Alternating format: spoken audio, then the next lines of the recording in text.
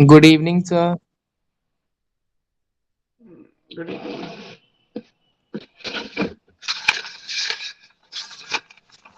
ये तो 11th का है।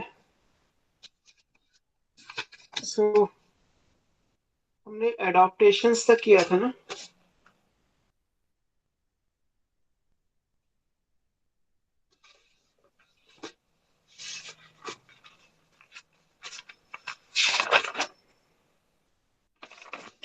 So we have discussed adaptations.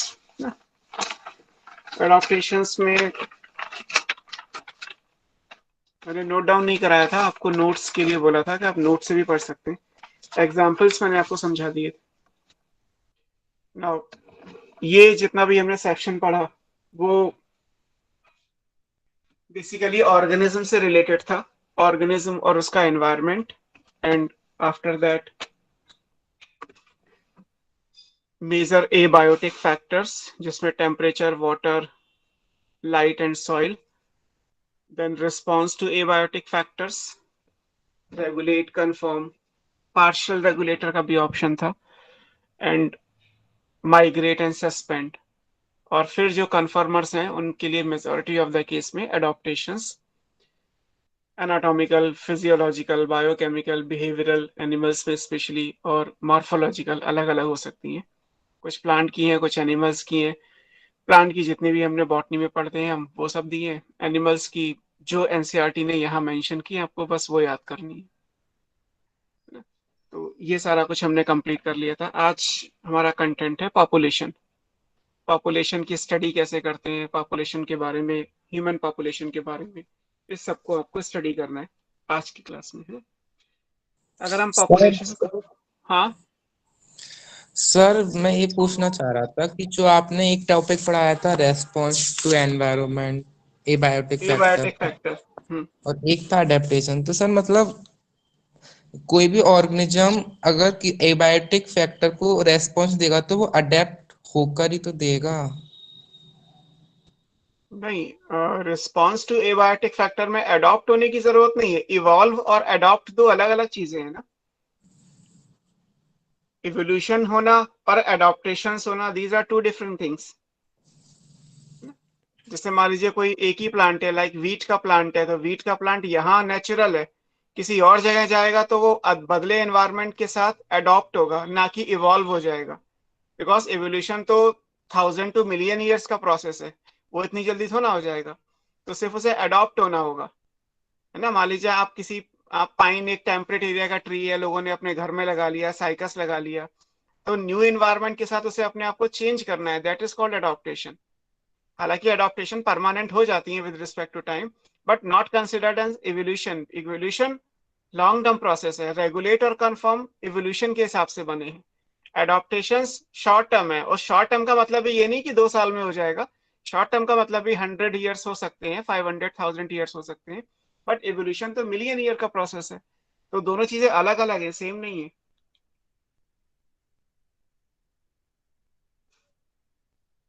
ठीक है।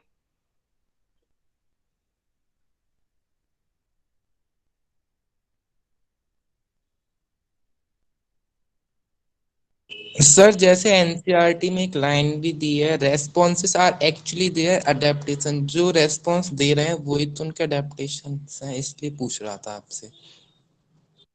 तो रेस्पॉन्स टू एबायोटिक फैक्टर में जब आप रेगुलेट वाला केस लेंगे तो उसमें तो अडॉप्टेशन कंसिडर ही नहीं करना हमें, है ना। उस केस में तो अडॉप्टेशन वैलिड ही नहीं है। वहां कोई अडॉप्टेशन की बात नहीं है, वहां इवोल्यूशन के हिसाब से रेगुलेट हो गए। और रेगुलेट होने का मतलब है कि उन्होंने होम्योस्टेसिस से कॉन्स्टेंसी, जो इंटरनल कॉन्स्टेंसी है, उसको मेंटेन कर लिया। और बाकी जहां पे आप अडॉप्टेशन पढ़ रहे हैं वो डिपेंड करता है, वो किसी भी ऑर्गेनिज्म पे हो सकता है। और एडॉप्टेशन सर्वाइवल और रिप्रोडक्शन के लिए भी इंपॉर्टेंट है। किसी पर्टिकुलर हैबिटेट में अगर सर्वाइव करना है तो उसके लिए भी एडॉप्टेशन इंपॉर्टेंट है। और जब आप रिस्पॉन्स की बात करते हैं, रिस्पॉन्स टू एबायोटिक फैक्टर पढ़ा है आपने, तो वो ओवरऑल फिटनेस के लिए इंपॉर्टेंट है, कि जो भी चेंजिंग एनवायरनमेंट के साथ अगर ऑर्गेनिज्म फिट है, या सर्वाइवल ऑफ द फिटेस्ट की बात आती है, तो एनवायरनमेंट चेंज हो रहा है फिर भी हम फिट हैं, सरवाइव कर जाएंगे, तो वहां पे जो चीजें हैं वो अलग हैं, वो एडॉप्टेशंस कंसिडर नहीं हो रही हैं। वो तो ये है कि एनवायरनमेंट बदल रहा है तो उसके हिसाब से हमें अपने आप की फिटनेस को शो करना है, fitness in terms of survival and reproduction, तो हमने उसको रिस्पॉन्स का नाम दिया। और जो एडॉप्टेशन है वो अलग तरीके से आएंगे, है ना, दोनों चीजें अलग अलग है, उसमें कोई कंफ्यूजन नहीं क्रिएट करना, बोथ आर डिफरेंट थिंग्स।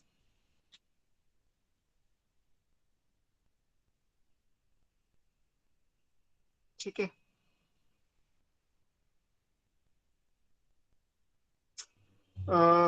सो हमें स्टार्ट करना है फिर पॉपुलेशन से।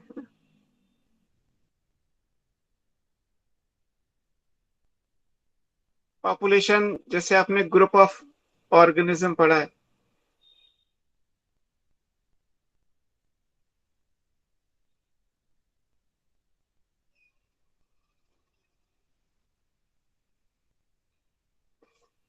सो we will start with population.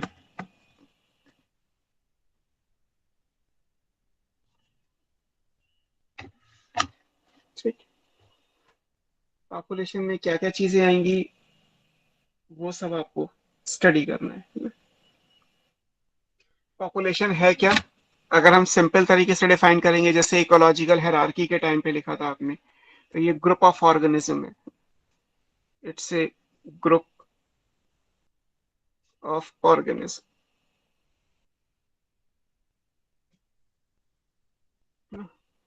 जो किसी एक वर्ल्ड, अब क्योंकि आपको पॉपुलेशन में यहाँ मोस्ट ऑफ द कंटेंट जो पढ़ना है वो ह्यूमन पॉपुलेशन को लेके है, तो इसलिए हम जो चीजें पढ़ रहे हैं उनमें कहीं ना कहीं ह्यूमन एंगल आएगा और ह्यूमन के अकॉर्डिंगली ही हम पढ़ रहे हैं। हालांकि आप अप्लाई किसी भी केस में कर सकते हैं, जैसे ये ग्रुप ऑफ ऑर्गेनिज्म है, अभी हम मान लेते हैं बिलोंगिंग टू सेम स्पीशीज, एक ही स्पीशीज में रहेंगे।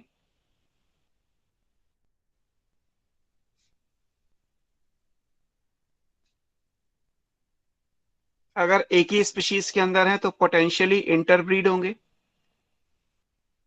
आपस में मेटिंग कर सकते हैं। ठीक है, किसी भी एक एरिया को ऑक्युपाई करेंगे, बिकॉज पॉपुलेशन ऐसा तो है नहीं कि पूरी अर्थ में होगी, कोई भी प्लांट या कोई भी एनिमल एक सर्टेन लोकेशन पे है, उसका एक जियोग्राफिकल रेंज है, उसकी एक डिस्ट्रीब्यूशनल रेंज है, तो किसी भी वेल डिफाइंड एरिया को वो शेयर करेंगे, वहां रहेंगे। आप ऐसे भी लिख सकते हैं living in A well defined area.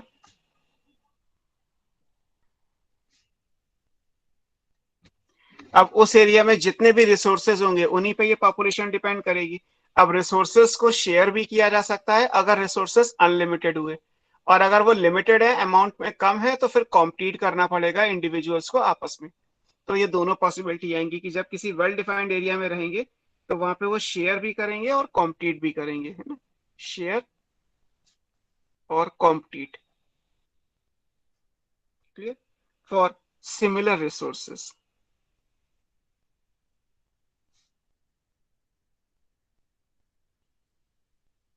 ये सब पॉपुलेशन की हेडिंग में आ जाएंगे।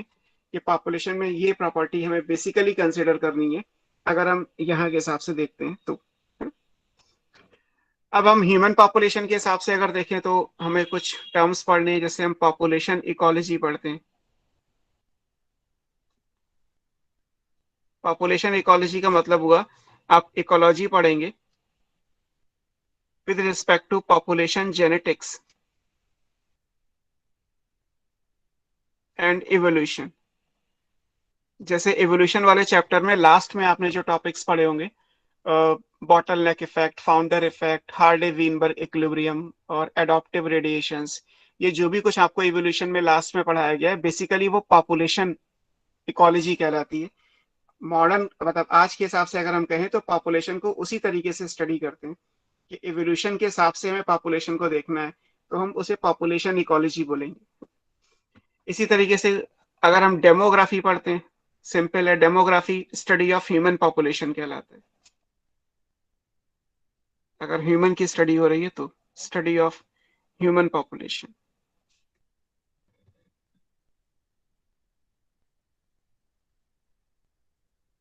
ये डेमोग्राफी कहलाती है।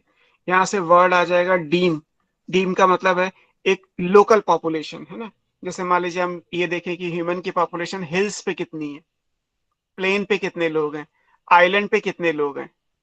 पूरे इंडिया में आइलैंड की ह्यूमन पॉपुलेशन कितनी है, हिल्स की कितनी है, प्लेन्स की कितनी है, ऐसे अगर हम निकालेंगे तो डीम कहलाएगा। Deme is local population of specific area, है ना। जैसे हिल्स पे आप निकालें, प्लेन पे कितने लोग हैं, आइलैंड पे कितने हैं, लाइक दिस अलग अलग पॉपुलेशन निकल आएगी किसी स्पेसिफिक एरिया की, तो वो डीम कहलाएगी, है ना। डीम से वर्ड बना है डेमोग्राफी।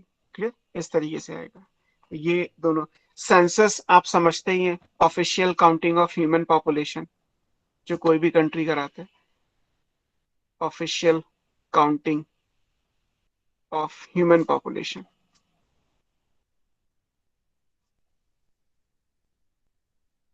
ये हर 10 साल में एक बार होती है ना, एवरी डिकेड। जब 10 साल पूरे हो जाएंगे तो जो 11वां साल के स्टार्टिंग के 4 मंथ होंगे उन्हीं में ऑफिशियल काउंटिंग पूरी करनी होती है। जो वर्ल्ड वाइज डेफिनेशन दी गई है ह्यूमन पॉपुलेशन की, ऑफिशियल काउंटिंग की, वो सेंसस के हिसाब से आती है ना। एक पुराना क्वेश्चन है एआईपीएमटी का ही है, मेटा पॉपुलेशन वर्ड पूछा जाता है। मेटा पॉपुलेशन क्या है? This is set of local population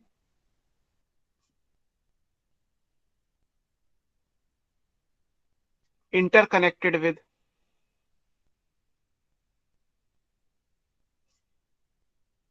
dispersing individual.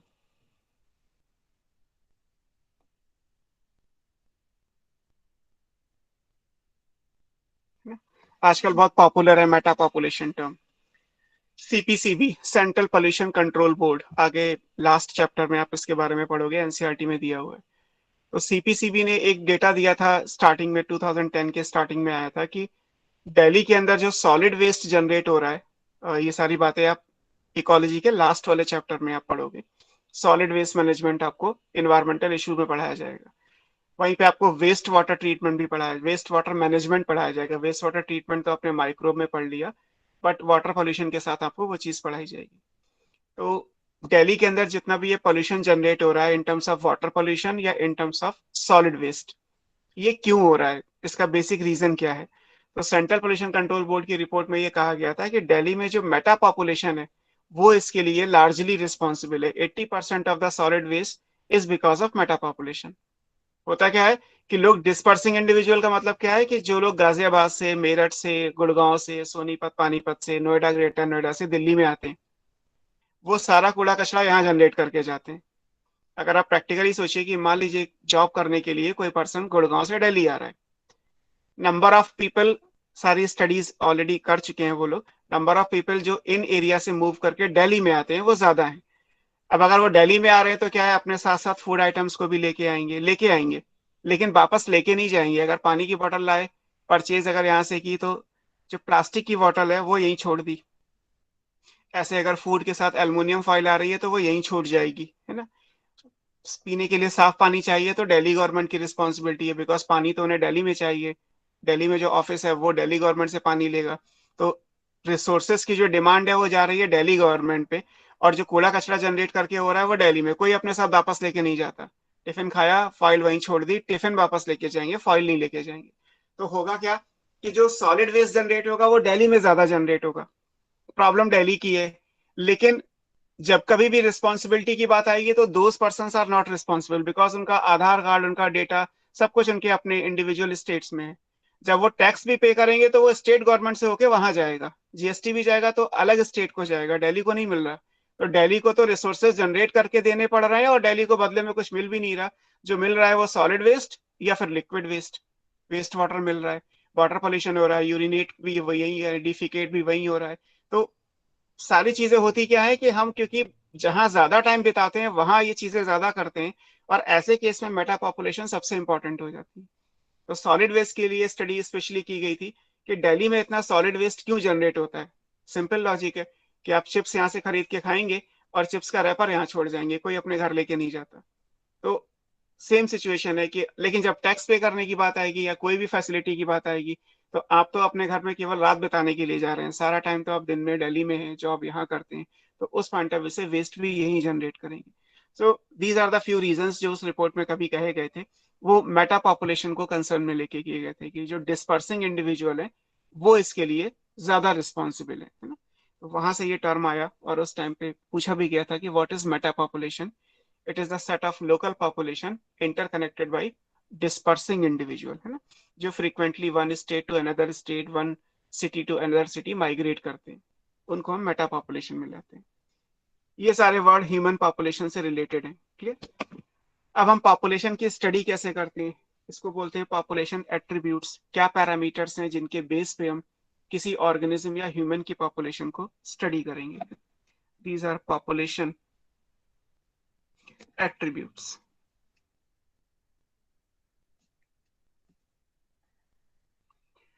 कौन कौन से पैरामीटर हैं? सबसे पहले आता है बर्थ रेट। बर्थ रेट को आप नेटेलिटी कहते हैं। बर्थ रेट कितनी है, म्युनिसिपल कॉर्पोरेशन के पास सारा रिकॉर्ड होता है। अब तो बर्थ सारी हॉस्पिटल्स में ही होती हैं। पहले लोगों को होता था कि भाई बर्थ रेट, बर्थ अगर घर में हुई है तो ग्राम पंचायत में जाके उसका पंजीकरण, उसका रजिस्ट्रेशन करवाना होता था। लोग करवाते थे और नहीं भी करवाते थे, बट अब तो ऑलमोस्ट हर जगह नर्सिंग होम्स की अवेलेबिलिटी है, तो on paper on record birth होती है। तो पर कैपिटा मीन्स पर थाउजेंड जो लाइव बर्थ है, डेड बर्थ काउंट नहीं करते। अगर कोई डेड बेबी बॉर्न हुआ तो वो बर्थ में काउंट नहीं होगा, है ना, स्टिल बर्थ काउंट नहीं की जाती। तो दिस इज नेटेलिटी या बर्थ रेट क्या है, पर कैपिटा लाइव बर्थ, वो बर्थ रेट कहलाएगा, है ना। इसी तरीके से डेथ रेट आता है, मॉर्टेलिटी, पर कैपिटा डेथ कितनी हुई है। हालांकि डेथ को कोई रिकॉर्ड नहीं कराने जाता, इवन दिल्ली में भी नहीं करते, जबकि इंडिया की कैपिटल है। बर्थ तो क्योंकि कराने आप जाएंगे इसलिए, डेथ तो घर में हो गई तो कौन रिकॉर्ड कर रहा है कितनी डेथ हो गई। लोग का राशन कार्ड बना हुआ है जबकि लोगों के घर में डेथ हो चुकी है। तो आप सरकार से तो सब्सिडाइज फॉर्म में 4 लोगों का राशन ले रहे हो, जबकि प्रैक्टिकली आपके घर में अब 2 ही लोग हैं, है ना। तो ऐसे बहुत सारे फ्रॉड इंडिया में चलते रहते हैं। बट ये भी इंपॉर्टेंट है कि नेटेलिटी और मॉर्टेलिटी ये सबसे बेसिक पैरामीटर है पॉपुलेशन की स्टडी करने के लिए। तो per capita death and per capita live birth, है ना, पर थाउजेंड में काउंट करना है। अब जब ह्यूमन पॉपुलेशन की काउंटिंग के लिए लोग आते हैं, सेंसस के टाइम पे जब लोग आते हैं, तो फिर वो ये भी देखते हैं कि घर में कितने लोग मेल हैं और कितने फीमेल हैं, और किस किस एज ग्रुप के हैं। तो नेक्स्ट पैरामीटर क्या आएगा, sex ratio, means ratio of male and female.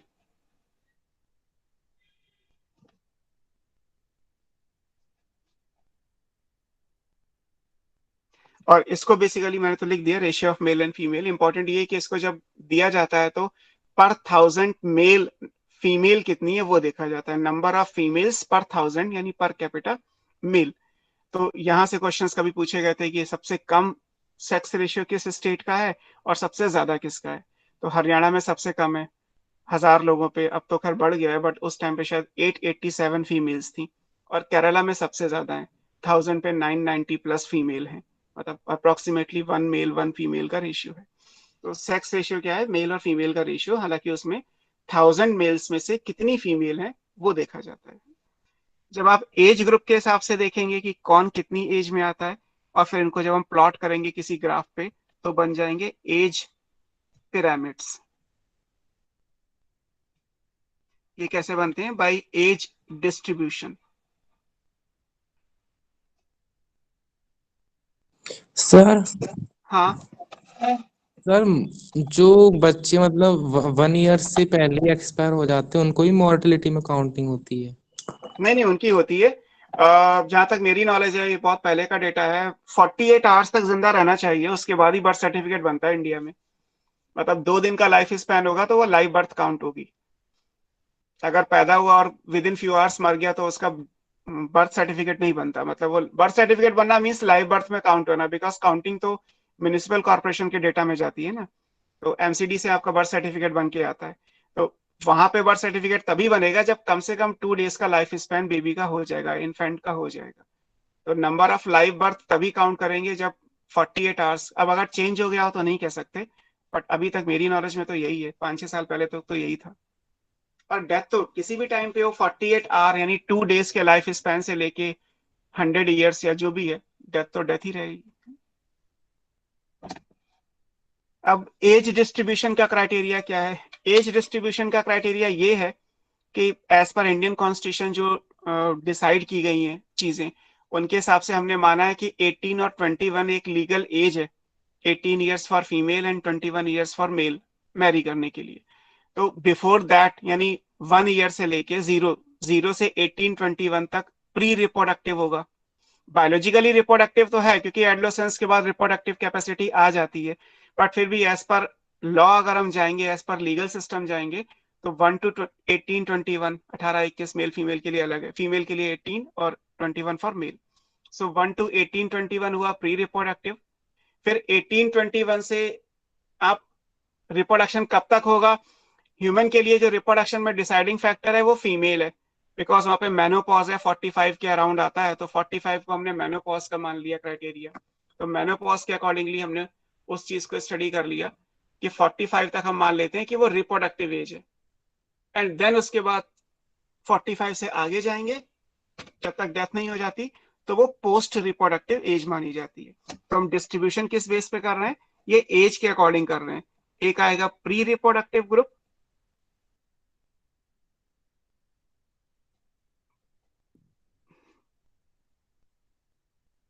Pre reproductive है 0 to 18-21 ईयर, है ना। और सर एक ब्लर हो गया रिप्रोडक्टिव, है। अभी देखता हूँ, एक मिनट रुको। ये 18-21 से 45 तक है, और पोस्ट ब्लर हो रिप्रोडक्टिव, गया है। Just a minute, more than 45 years.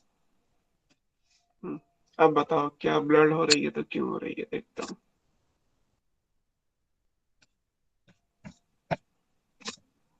Broadband तो चल रहा है नॉर्मल। फिर से ज्वाइन करके देखो या कुछ एडजस्ट होने में लगेगा तो। सर 1-1.5 मिनट से ब्लर ही है।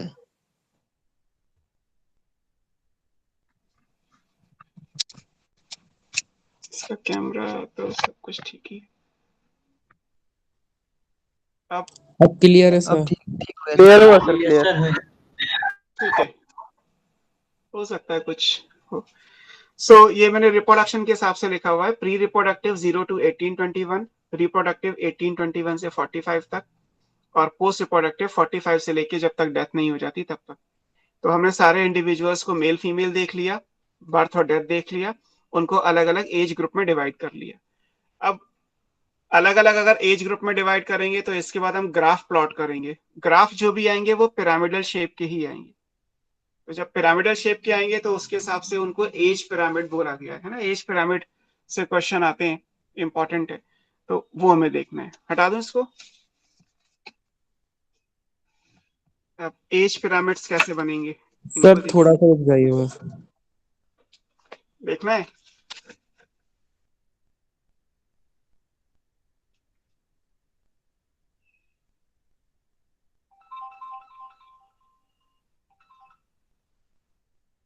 हेलो। हम्म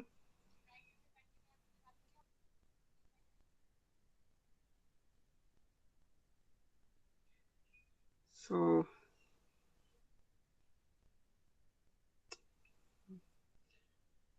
हटा दूं शीट। Yes sir. Yes. अब देखिए पिरामिड्स कैसे आएंगे, है ना। पिरामिड्स 3 टाइप के बनेंगे, मैं आपको अपने तरीके से बना के दिखा देता हूँ। एक ऐसा पिरामिड आएगा, ये 3 अलग अलग ग्रुप हैं। ये प्री मतलब प्री रिप्रोडक्टिव, आर रिप्रोडक्टिव, और पोस्ट के लिए मैंने पोस्ट लिख दिया है। Pre reproductive, reproductive, post reproductive, है ना। इस तरीके से यहाँ पे अगर आप देखोगे तो क्या है, प्री रिप्रोडक्टिव नंबर जो है वो रिप्रोडक्टिव से ज्यादा है ना। यहाँ पे कंडीशन क्या है, प्री रिप्रोडक्टिव का नंबर रिप्रोडक्टिव से ज्यादा है, ठीक। तो ये वाला ग्राफ आएगा, है ना। एक ग्राफ ऐसे भी आता है,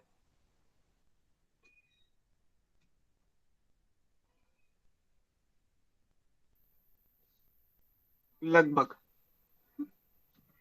यहाँ पे क्या है, जो प्री रिप्रोडक्टिव है वो रिप्रोडक्टिव के लगभग बराबर है। ये प्री है, ये रिप्रोडक्टिव, और ये पोस्ट रिप्रोडक्टिव। ये इस तरीके से आएगा। और एक ग्राफ ऐसा आएगा,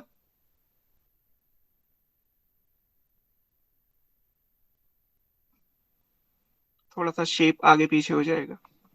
यहाँ पे प्री रिप्रोडक्टिव रिप्रोडक्टिव से कम है।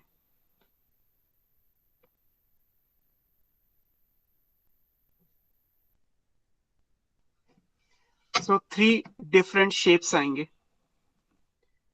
क्या क्या कंडीशन है, वो कंडीशंस मेंशन की गई हैं कि जब प्री रिप्रोडक्टिव का नंबर रिप्रोडक्टिव से ज्यादा होगा। हमें हर 10 साल पे काउंटिंग करनी है। मान लीजिए 1990 में ये सिनेरियो है, तो 1990 के बाद जब 2000 में 10 ईयर्स के बाद 2001 में जब 1990 से 2000 तक की पॉपुलेशन काउंट होगी, तो ये प्री रिप्रोडक्टिव हो सकता है रिप्रोडक्टिव में एंटर कर जाएंगे। तो ये वाला जो ब्लॉक है वो यहाँ शिफ्ट हो जाएगा, ये वाला ब्लॉक यहाँ चला जाएगा, यहाँ इसी के प्रपोर्शन में नीचे और बड़ा बन जाएगा। तो टाइम के हिसाब से ये ग्राफ बड़ा होता जाएगा, बस रहेगा ऐसा ही, शेप यही रहेगा, है ना। तो इसका शेप क्या है, इसको हम बोलते हैं ट्राइएंगुलर पिरामिड। ये शेप कैसा है, ट्राइएंगुलर। और ये क्या शो करता है, ये इंपॉर्टेंट है। ये शो ये करता है कि पॉपुलेशन इंक्रीजिंग है ना। It shows increasing population.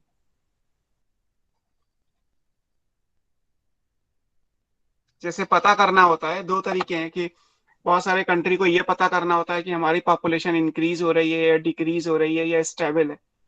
तो कैसे पता करते होंगे, तो उसी के लिए हम पॉपुलेशन एट्रीब्यूट्स होते हैं। हर country death rate, birth rate, sex ratio और एज ग्रुप में कितने कितने सब निकालते हैं, स्टैटिक्स लगाते हैं, देन उसके बाद कंक्लूड करते हैं। या ऐसे समझ सकते हैं कि गवर्नमेंट जब कोई पॉलिसी बनाती है कि ठीक है इंडिया में पॉपुलेशन बहुत बढ़ रही है, चाइना में पॉपुलेशन बहुत ज्यादा है, तो पॉपुलेशन को कंट्रोल करने के लिए कुछ रूल्स बनाए गए, फैमिली प्लानिंग के मान लीजिए रूल्स बना दिए गए। अब वो रूल अप्लाई हो भी रहे हैं या नहीं हो रहे हैं, गवर्नमेंट का काम है पैसा देना या रूल बनाना, दे दिया पैसा, लेकिन वो लोगों तक जा ही नहीं रहा, लोग उसको यूज ही नहीं कर रहे। तो पता कैसे चलेगा कि वो हो भी रहा है या नहीं हो रहा है, तो उसके लिए यही तरीका है, इन एट्रीब्यूट से जाके। मान लीजिए 1990 में भी ग्राफ ऐसा था, 2000 में भी ग्राफ ऐसा आया, 1980 में भी ऐसा आया, 2010 में भी ऐसा आया। तो इसका मतलब है जो भी इन 40 सालों में हुआ वो जीरो। ऑन पेपर तो शायद बहुत कुछ हुआ होगा, बट एक्चुअली प्रैक्टिकली देखा जाए तो फील्ड लेवल पे कुछ नहीं हुआ, क्योंकि पॉपुलेशन का ग्राफ हमेशा ट्राइएंगुलर आ रहा है। ये आएगा तब जब प्री रिप्रोडक्टिव का नंबर रिप्रोडक्टिव से ज्यादा होगा, और ऐसा अगर केस है तो पॉपुलेशन हमेशा इंक्रीज करती रहती है। तो ये ग्राफ आएगा तो कंट्री को पता चल जाएगा कि पॉपुलेशन इंक्रीजिंग है, हम जो भी पॉलिसीज बना रहे हैं, जो भी फंडिंग दे रहे हैं, वो एक्चुअली वर्क नहीं कर पा रही है, चाहे करप्शन की वजह से हो या कोई और वजह से हो। दूसरा ग्राफ कैसा है, ये वाला है। यहाँ पे क्या है, प्री रिप्रोडक्टिव और रिप्रोडक्टिव में लगभग बराबर डिफरेंस है। तो 10 ईयर्स के बाद जब ये प्री रिप्रोडक्टिव रिप्रोडक्टिव में जाएंगे तो ये ग्राफ थोड़ा सा बढ़ेगा, मार्जिनल। जब ये थोड़ा सा बढ़ेगा तो स्टैट्स के हिसाब से वो एरर में चला जाएगा, वो शो नहीं होगा, इनसिग्निफिकेंट इंक्रीज कहलाती है। इनसिग्निफिकेंट इंक्रीज है तो कोई टेंशन लेने की जरूरत ही नहीं है, ग्राफ सेम रहेगा, है ना। तो और फिर ये वाले यहाँ पहुंच जाएंगे तो नीचे भी जो आएंगे वो सिर्फ इतने से ही आएंगे। तो क्योंकि मार्जिनल बराबर है, लगभग बराबर है प्री रिप्रोडक्टिव और रिप्रोडक्टिव, तो ये शेप कैसा हो जाएगा, इसको आप बोलते हैं कि ये बेल शेप है ना, बेल के जैसा है। तो ये ग्राफ कैसा है, दिस इज बेल शेप्ड। और ये क्या शो करता है, ये स्टेबल पॉपुलेशन को शो करता है कि पॉपुलेशन अगर बढ़ नहीं रही है तो कम भी नहीं हो रही, जितनी है उतनी, लेकिन टाइम तो बढ़ ही रहा है। अगर 10 सालों में पॉपुलेशन बढ़ी नहीं तो भी इसका मतलब है कि आप जो कर रहे हो वो लोगों तक पहुंच रहा है ना। 40-50 सालों के अंदर उसका इम्पैक्ट दिखने लगेगा। तो इट मीन्स कि अगर ऐसा ग्राफ भी किसी कंट्री का आता है तो भी उसके लिए अच्छी बात है कि उसकी पॉपुलेशन स्टेबल पॉपुलेशन है, वो इंक्रीज नहीं हो रही, डिक्रीज नहीं हो रही तो इंक्रीज भी नहीं हो रही, है ना। ये तरीका है। ये वाला केस क्या है, ये क्या कहलाता है, इसे अर्न शेप बोलते हैं।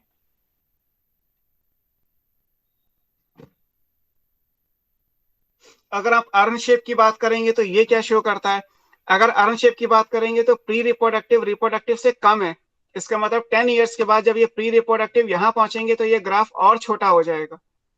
अंदर की तरफ जाएगा, क्योंकि यहाँ वाले यहाँ पहुंच गए, अब ये वाले तो ज्यादा थे यहाँ पहुंच गए, और जो आएंगे फिर वो और इससे कम आएंगे, तो ये ग्राफ ऐसे जाएगा।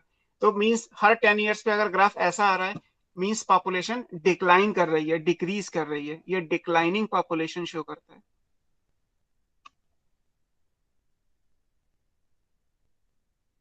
इसे पॉपुलेशन के हिसाब से कई बार नेगेटिव ग्रोथ कहते हैं। पॉपुलेशन ग्रोथ कैसी है? नेगेटिव है।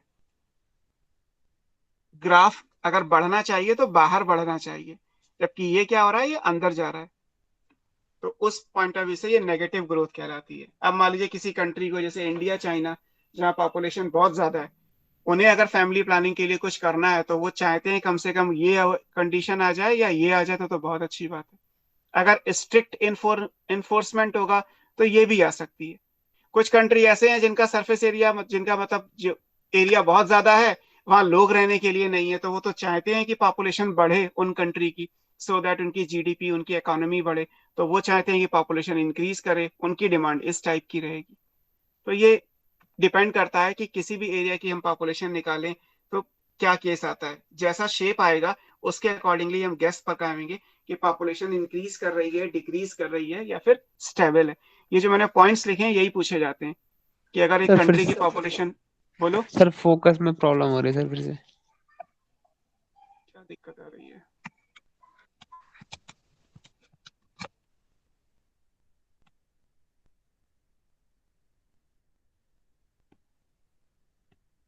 सर हुआ नहीं क्लियर वैसे। रुको मैं दोबारा ज्वाइन करता हूँ।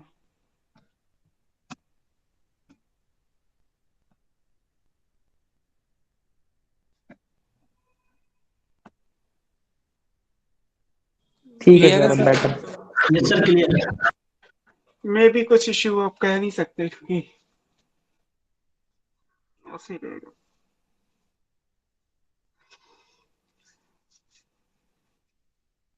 कुछ क्लासेस और उसके बाद आपका सिलेबस पूरा हो ही जाएगा। ये जो टेक्निकल इश्यूज हैं वो तो सॉल्व होते रहेंगे। सो यहाँ से आपको shape of the pyramid, conditions for that pyramid and result of that pyramid, है ना। शेप है ट्राइएंगुलर, बेल और अर्न शेप। कंडीशंस है कि प्री रिप्रोडक्टिव रिप्रोडक्टिव से ज्यादा होगा, लगभग बराबर होगा या कम होगा। और ये क्या रिजल्ट देते हैं? रिजल्ट ये कि पॉपुलेशन इंक्रीज होगी, डिक्रीज होगी, या फिर स्टेबल रहेगी। ये जो 3 पॉइंट्स हैं वो आपको याद रखने हैं। क्लियर? ये हो गया पॉपुलेशन में एज पिरामिड या एज डिस्ट्रीब्यूशन पिरामिड। एज के डिस्ट्रीब्यूशन के हिसाब से हमने पिरामिड्स बनाए हैं, तो एज डिस्ट्रीब्यूशन या एज पिरामिड्स कहलाते हैं। अब मान लीजिए आपको किसी यूनिट एरिया की पॉपुलेशन लेनी हो, एक रैंडम आपको एरिया दे दिया गया, आपसे कहा गया कि आप 1 स्क्वायर किलोमीटर का एरिया ले लीजिए और उसकी पॉपुलेशन बताइए, तो आप कैसे बताएंगे? और कई बार ये भी होगा कि just counting the number is not the right criteria. अगर मान लीजिए ह्यूमन पॉपुलेशन है तब तो नंबर ही काउंट करना पड़ेगा। टाइगर की पॉपुलेशन होती है, टाइगर सेंसस होता है इंडिया में, या एशियाटिक लायन के लिए होता है, जितने भी एक्सटेंट स्पीशीज हैं उनकी काउंटिंग की जाती है। तो समझ में आता है कि चलो वहाँ नंबर इंपॉर्टेंट है, नंबर कर लिया। बट अगर आपसे कहा जाए कि आप 1 स्क्वायर मीटर एरिया में जाके काउंटिंग करिए, तो आप नंबर काउंट कैसे करोगे? पता चला उतने बड़े एरिया में केवल एक ही ट्री आ रहा है, तो सिर्फ ट्री का नंबर काउंट करने से थोड़ा पॉपुलेशन ट्री की निकलेगी। तो देर आर द केसेस जहाँ पे जब आप डिफरेंट ऑर्गेनिज्म की बात करेंगे, अभी तक तो हम ह्यूमन की बात कर रहे थे, तो नंबर ही आएगा और कोई क्राइटेरिया नहीं आएगा। बट कुछ ऐसे भी ऑर्गेनिज्म है जहाँ पे सिर्फ नंबर काउंट करना जस्टिफाई नहीं होता, वहां पॉपुलेशन का साइज या पॉपुलेशन की डेंसिटी कैलकुलेट की जाती है। जैसे आप देखते ही हैं कि भाई पॉपुलेशन डेंसिटी दिल्ली में कितनी है, मुंबई में कितनी है, पुणे में कितनी है, क्योंकि एरिया कितने यूनिट एरिया पे लोग रह रहे हैं। तो इस तरीके से कई सारे ऐसे कंट्री हैं जहाँ पॉपुलेशन डेंसिटी बहुत कम है, किलोमीटर दूर पे एक घर बना है सारी सुविधाओं के साथ। ऑस्ट्रेलिया चले जाइए, एरिया ज्यादा है, लोग रहने वाले कम है। ग्रीनलैंड चले जाइए, कनाडा चले जाइए। और इंडिया में आएंगे, ओवर क्राउडेड है। अफ्रीका में जाइए, ओवर क्राउडेड है ना। यहीं आप देखते हैं दिल्ली ओवर क्राउडेड है, मुंबई जाइए धारावी और ओवर क्राउडेड है। तो कहीं पे डेंसिटी ज्यादा, कहीं पे डेंसिटी कम। तो डेंसिटी भी अपने आप में एक क्राइटेरिया है पॉपुलेशन को मेजर करने का। So next is population density. इसको आप पॉपुलेशन साइज भी कह सकते हैं। अब ये डेंसिटी कैसे आप डेंसिटी का मतलब क्या हुआ, number of individual per unit area है ना, डेंसिटी आप एरिया के अकॉर्डिंग लिखते हैं। So this is number of individuals per unit area, उसके हिसाब से आ जाएगा। ये तो डेंसिटी निकाल लिया आपने, एरिया लिया और उसके हिसाब से नंबर ऑफ इंडिविजुअल निकाल लिए, तो आपने कह दिया कि भाई ये वाला एरिया ज्यादा डेंस है।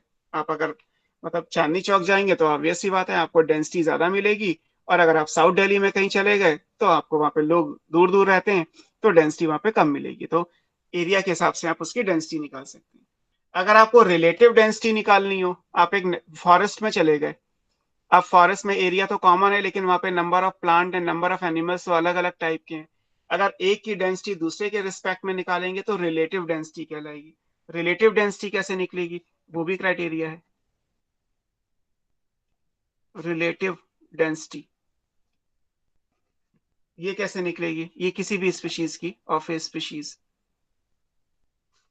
इसको निकालने का क्राइटेरिया ये है कि आप इस स्पीशीज के टोटल नंबर लीजिए, टोटल नंबर ऑफ स्पीशीज जिसकी आप रिलेटिव डेंसिटी निकाल रहे हैं, divided by total number of all species, total number of individuals of all species,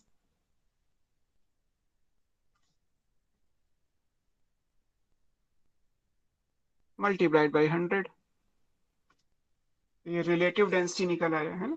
अगर मान लीजिए फॉरेस्ट के अंदर 1000 टोटल इंडिविजुअल हैं और आपसे कहा जाए कि भाई ट्री की डेंसिटी, रिलेटिव डेंसिटी कितनी है, इस ट्री की कितनी है, तो ट्री का नंबर मान लीजिए 80 है, टोटल नंबर 1000 है, तो 80 divided by 1000 multiplied by 100, 8% answer आ जाएगा। तो इस तरीके से भी आप रिलेटिव डेंसिटी किसी भी स्पीशीज की निकाल सकते हैं, सिंपल पैरामीटर्स हैं, ये आएगा। अब पॉपुलेशन डेंसिटी को मेजर करने के लिए, डेंसिटी हो या रिलेटिव डेंसिटी हो, इनको मेजर करने के लिए क्राइटेरिया क्या यूज होंगे। जैसे मैंने बताया कि हर टाइम पे number is not the right criteria, हर जगह आप नंबर काउंट नहीं कर सकते, है ना। दिस इज मेथड्स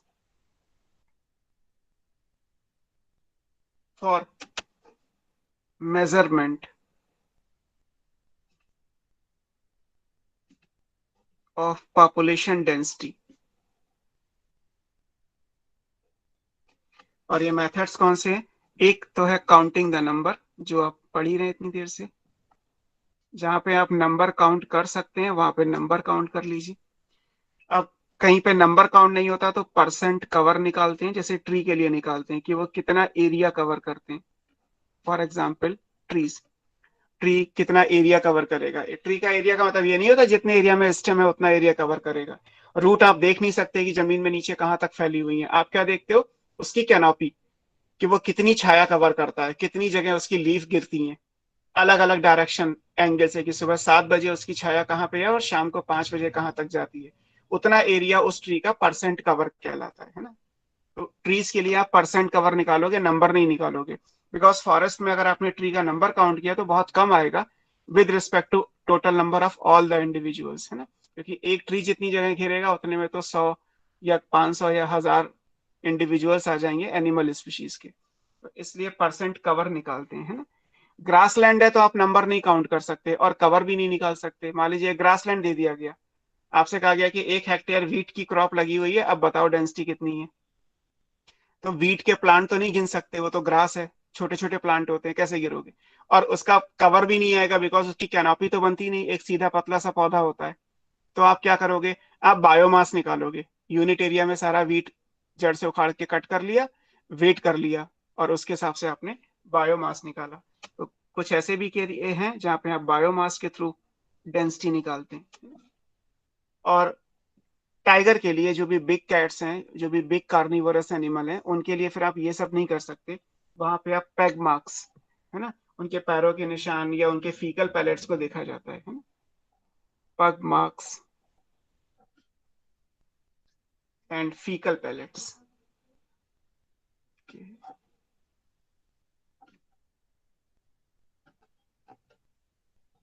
ये किसके लिए, फॉर एग्जाम्पल टाइगर,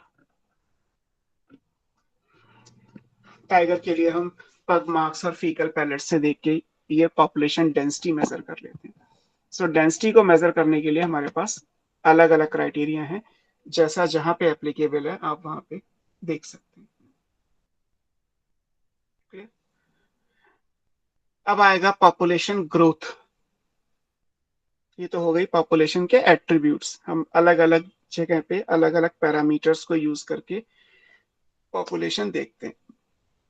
अब मान लीजिए हमें देखना है कि पॉपुलेशन ग्रोथ कितनी हो रही है। मान लीजिए आपके पास फिगर दे रखा है मैंने कि 2010 तक इतनी पॉपुलेशन थी। एक नंबर दे दिया कि इंडिया की पॉपुलेशन 2010 में इतनी थी।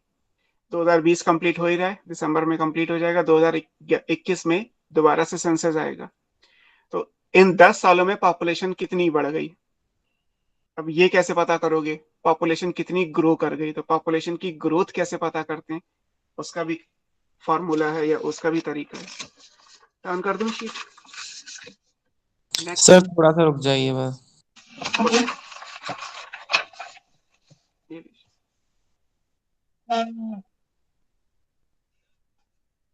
सर ये पग मार्क्स एंड फिंगर पैलेट एक बार दोबारा बता दीजिए। पग मार्क्स पंजों के निशान होते हैं ना टाइगर के। टाइगर के पंजों के निशान अलग अलग होते हैं, एक टाइगर के निशान दूसरे से मैच नहीं करते। तो जब टाइगर की पॉपुलेशन का, आप उस टाइगर को पकड़ पकड़ के तो नहीं गिन सकते ना। और फॉरेस्ट में आपने एक को गिना और पता चला घूम फिर के वो दोबारा आ गया, तो 2 बार थोड़ा काउंट किया जाएगा। तो टाइगर के पैग मार्क्स जो होते हैं, जो उसके पैरों के निशान होते हैं, उनको देखते हैं। या फीकल पैलेट्स को देख लेते हैं। फीकल पैलेट्स का भी पैटर्न सबका अलग अलग होता है। तो इस तरीके से है ना। बहुत सारे डेवलप कंट्री के अंदर तो क्या है कि उन्होंने बग्स लगा रखे हैं, तो सब इलेक्ट्रॉनिकली काउंट कर लेते हैं। लेकिन अभी इंडिया का तो यही है कि हम पग मार्क्स और फीकल पैलेट से जो है वो इस चीज को देखते हैं। Okay sir. सर एक बार बायोमास और बता दीजिए। बायोमास जैसे मैंने आपको ग्रासलैंड का बताया कि अगर मैं आपको ग्रासलैंड में कहूं कि आप ग्रासलैंड में मुझे बताओ कितनी ग्रासेस हैं, तो ना तो आप ग्रासेस का नंबर काउंट कर सकते हो, है ना, अनकाउंटेबल होती हैं ग्रासेस। और ना तो आप ग्रासेस का कवर निकाल सकते हो, बिकॉज ग्रासेस का तो कवर होते ही नहीं ना, कवर तो ट्री का होता है। ट्री छाया देता है, ग्रास तो ना छाया देती है।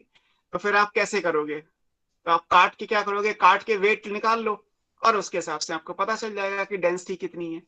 ज्यादा वेट यानी ज्यादा बायोमास का मतलब है ज्यादा डेंस होगा, कम आ रहा है तो कम होगा। ये तरीका है। इसीलिए तो है कि हर बार नंबर काउंट करना is not the right criteria. क्योंकि नंबर जहां पे काउंट हो सकता है वहीं तो करोगे, जहां नंबर काउंट ही नहीं कर सकते वहां कैसे करोगे। तो फिर उस केस में हमें अलग अलग ऑप्शंस ढूंढने पड़े कि हम और क्या तरीके यूज कर सकते हैं जिनसे पॉपुलेशन की डेंसिटी को मेजर किया सके। क्योंकि जब तक नंबर नहीं मिलेगा तब तक आगे कोई बात ही नहीं होगी। ये तो पता चले ना कि किसके कितने नंबर हैं, टाइगर इंडिया में कितने बचे हुए हैं, है ना, ब्लू व्हेल कितनी बची हुई है वर्ल्ड में, या कंगारू कितने बचे हुए हैं ऑस्ट्रेलिया में। तो नंबर तो हमें काउंट करना ही है, बट इनका नंबर किया जा सकता है इसलिए ऐसा पॉसिबल है। बट बहुत सारे ऐसे भी हैं, प्लांट के लिए नंबर तो नहीं ला सकते ना आप। ये तो नहीं कहा जा सकता कि पिचर प्लांट आपने 11th में कहीं पढ़ा हो तो निपेंथिस, वो इंडेंजर्ड स्पीशीज है, एक्सटेंशन की कैटेगरी में आती है, एक्सटेंट होने के चांसेस है उसके। अब आपसे कहा जाए कि इंडिया में कितने पिचर प्लांट हैं, तो ये तो नहीं पॉसिबल है ना कि आप प्लांट का नंबर काउंट कर सको। आप क्या करोगे, आप उसका कवर निकालोगे कि कवर का मतलब है उसको एरिया के हिसाब से हम काउंट देखते हैं कि पिचर प्लांट इसी एरिया में है। अब इस एरिया में 1000 हैं या 1200 हैं 1100, वो किसी को नहीं पता। तो स्पेशली प्लांट या फिर बिग एनिमल्स जिनके साथ जो भी कंडीशंस हैं, बहुत सारे ऐसे केसेस हैं जहाँ पे नंबर काउंट करना, just counting the number is not the right criteria for measuring the population density. So that we have other options like cover, biomass, pug marks, fecal pellets and all. Sir grass के case में मतलब ऐसा होगा कि हम थोड़े से area की ग्रास काट लेंगे, उसका मास कर लेंगे, फिर हम मल्टीपल कर देंगे सारे एरिया का। वो कर सकते हैं, बट मान लीजिए आपको एक ग्रासलैंड जब दिया जाएगा तो ग्रासलैंड का एरिया ही बहुत बड़ा होगा, उसमें कितने सेक्शन बनाओगे आप। ये भी तो है, ग्रासलैंड जो होते हैं बड़े बड़े, वो तो आप मान के चलिए कि सर हम 100 सारी माइल्स और ग्रास उससे को भी बड़े काटेंगे बड़े। तो हाँ, सर हम लोग सारी ग्रास को तो काटेंगे नहीं, फिर बायोमास को नापने के लिए। तो फिर आपका रिजल्ट एक्यूरेट कैसे आएगा। ऐसा तो ना हुआ कि ग्रासेस हर जगह पे यूनिफॉर्मली ग्रो करती है, कहीं पे कम कहीं पे ज्यादा। तो आपको और काटना तो पड़ेगा ना, हम तो केवल बायोमास की बात कर रहे हैं। आप चाहे थोड़े से काट के मल्टीप्लाई कर लीजिए मल्टीप्लीकेशन फैक्टर के रूल को यूज करके, या आप सारा का काट के देख लीजिए। वो तो आपको डिपेंड करता है कि आप कितना यूज कर सकते हैं, कितने कम से कम में काउंट कर सकते हैं, बट डेफिनेटली नंबर तो नहीं करेंगे ना काउंट। ओके, नेक्स्ट क्या है हमारा, पॉपुलेशन ग्रोथ, है ना।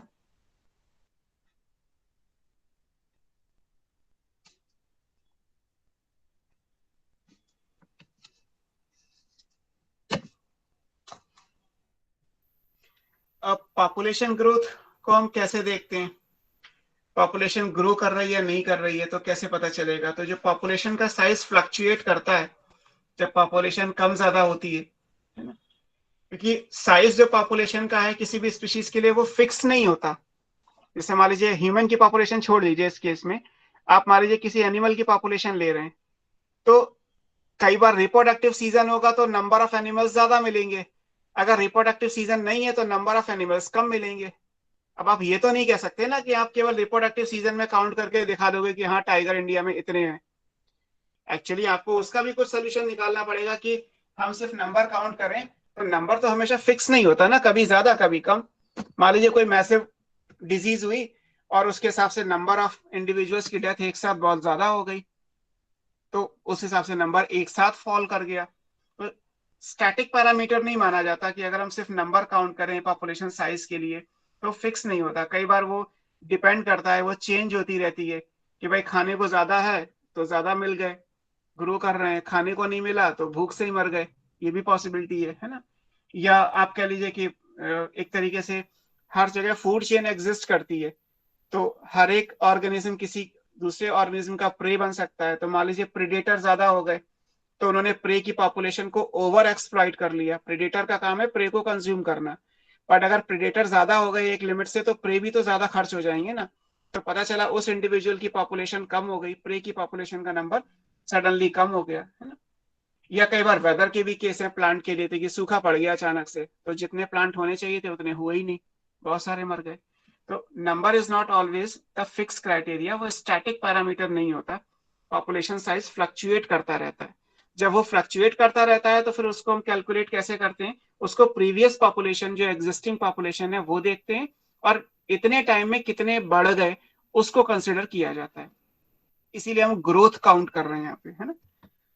पहली चीज क्या है कि जो पॉपुलेशन साइज है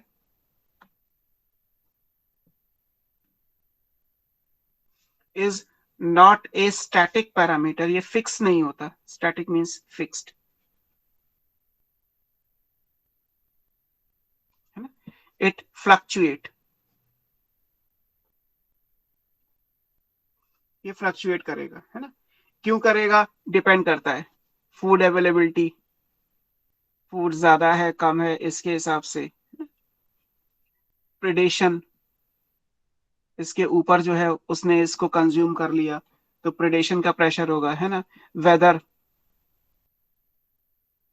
की जो कंडीशंस है वो फेवरेबल है या नहीं है, इन बातों पर डिपेंड करेगा। तो पॉपुलेशन साइज हमेशा फ्लक्चुएट करता रहता है।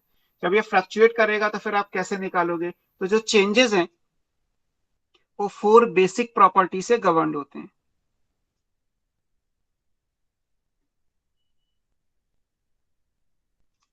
वो बेसिक प्रॉपर्टी क्या क्या है, वो अब जैसे मान लीजिए यहाँ पे हम अगर कहें कि वो बेसिक प्रॉपर्टी क्या है, तो एक तो बर्थ रेट और डेथ रेट, क्योंकि अगेन आप नेटेलिटी एंड मॉर्टेलिटी को काउंट करेंगे। फर्स्ट वन इज नेटेलिटी, अभी आपने लिखा बर्थ रेट, दूसरा मॉर्टेलिटी, डेथ रेट, दोनों को डिफाइन कर चुके हैं। तीसरा क्या है, माइग्रेशन, कि जैसे मान लीजिए कल भी हमने डिस्कस किया था कि रिड्यूस्ड वेदर अगर है, मान लीजिए वेदर की कंडीशन चेंज हो गई, तो एनिमल्स के पास ऑप्शन क्या है कि वो एक जगह से निकल के जो मोर हॉस्पिटेबल एरिया है वहां चले जाएंगे, तो वो टेम्पोरेरी माइग्रेट करके चले जाएंगे, है ना। अब माइग्रेट करके उस एरिया से जाएंगे तो उतने टाइम के लिए उस एरिया में उसका नंबर कम हो जाएगा। ऐसे ही किसी और एरिया में आ गए तो जिस एरिया में आए हैं उसमें उसका नंबर बढ़ जाएगा। तो इनको दो माना जाता है, ये दो पैरामीटर कंसीडर होते हैं, एक है इमाइग्रेशन, इमाइग्रेशन इज आई, और एक ई माइग्रेशन होगा। इमाइग्रेशन का मतलब है नंबर ऑफ इंडिविजुअल्स जो आ गए किसी हैबिट के अंदर, है ना, ड्यूरिंग द गिवन पीरियड, कहीं और से आ गए, है ना। मैं डिफाइन नहीं कर रहा यार, लिखूं इसको, है ना। इमाइग्रेशन क्या कहलाएगा, ऐसे लिख लीजिए, नंबर ऑफ इंडिविजुअल्स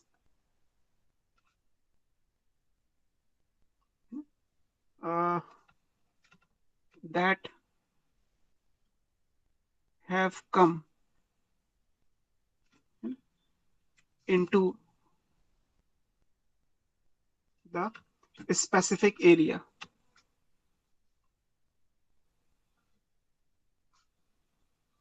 और आए कहां से हैं, फ्रॉम किसी और जगह से है, एल्सवेयर लिख लीजिए, from elsewhere given a period of time, किसी पर्टिकुलर टाइम में, है ना।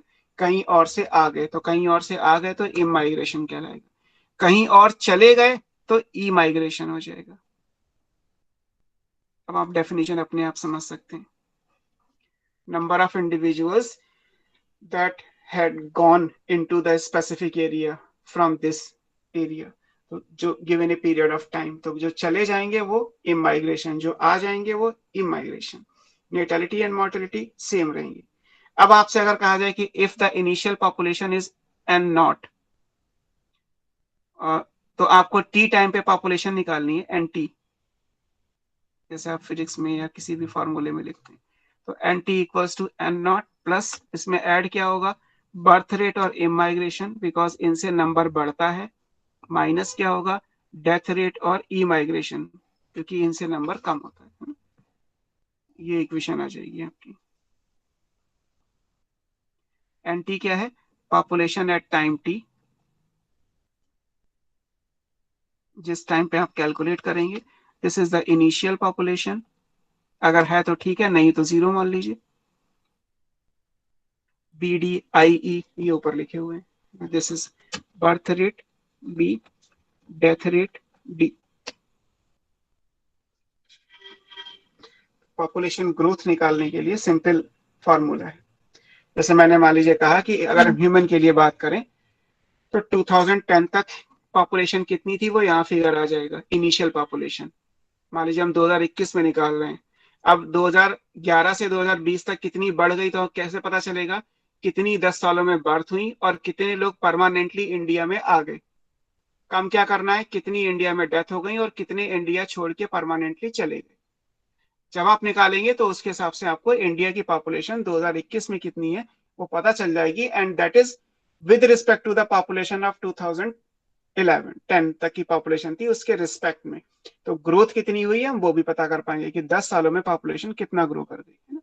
एक तो ये कि ग्रो कर रही है, वो तो ग्राफ से पता चल जाएगा कि इंक्रीजिंग पॉपुलेशन है, क्योंकि ग्राफ आपका ट्राइंगुलर शेप हो गया। अब कितनी इंक्रीज हो गई है उसको पता करने के लिए आपको इस पैरामीटर पे जाना होगा।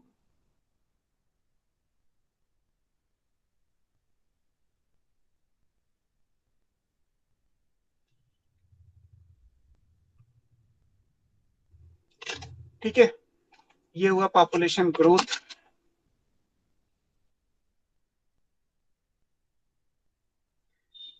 अब नेक्स्ट आएगा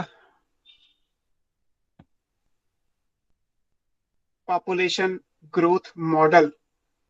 अब ग्रोथ हमें पता चल गई कि ग्रोथ हो रही है।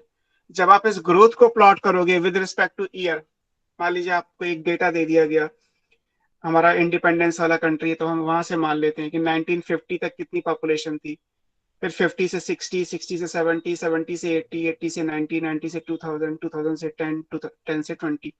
तो हमारे पास 8 डिकेड के, हर 10 साल के 8 डेटा आ गए। आपने इसको ग्राफ पे प्लॉट किया तो कोई ना कोई ग्राफ बन के आ जाएगा। वो ग्राफ क्या कहलाएगा, ग्रोथ कर्व बन जाएगा, कि ग्रोथ का कर्व क्या है। और ये कर्व दो मॉडल के अकॉर्डिंग एक्सप्लेन किया जाता है, उनको हम ग्रोथ मॉडल कहते हैं। दो ही तरीके के कर्व आएंगे, ऑलरेडी करके देखा जा चुका है, या तो जे शेप आएगा या एस शेप आएगा, है ना। इनको बोला जाता है growth model. So next heading is population growth model, या सिंपली ग्रोथ मॉडल लिख सकते हैं।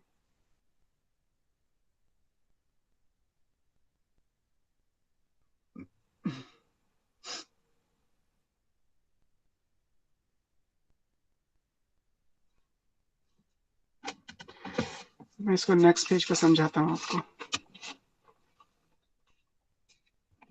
Population growth model.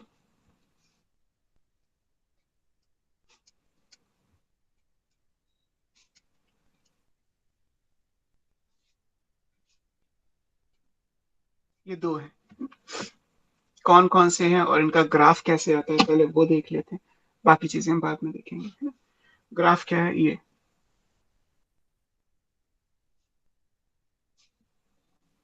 एक्स और वाई एक्सिस पे यहाँ पे एक हॉरिजॉन्टल लाइन है,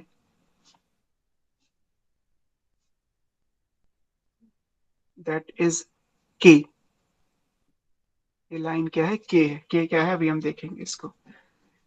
वाई एक्सिस पे हमने जो लिया है वो पॉपुलेशन डेंसिटी है। डेंसिटी में पैरामीटर क्या लोगे, नंबर, कवर, मास या पेग मार्क्स, वो सब डिपेंड करता है। इसको हम एन से डिनोट कर रहे हैं फिलहाल यहाँ पे। और विद रिस्पेक्ट टू टाइम निकालते हैं जब भी आप कर्व निकालेंगे, टाइम इज टी। अब जो आपके मॉडल आएंगे वो मॉडल कौन से हैं, वो ग्रोथ मॉडल कहलाएंगे, है ना। अब ये क्या, एक मॉडल तो ऐसा है जे के जैसा है, ये फर्स्ट है, ए लिख दे रहा हूं बस मैं केवल अभी, है ना। और एक दूसरा मॉडल है जो इस तरीके से आएगा, इसी में बना देते हैं,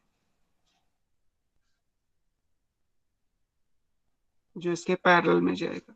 दिस इज बी, ये पैरेलल लाइन आएगी, बिल्कुल डॉटेड लाइन के पैरेलल हो जाएगा।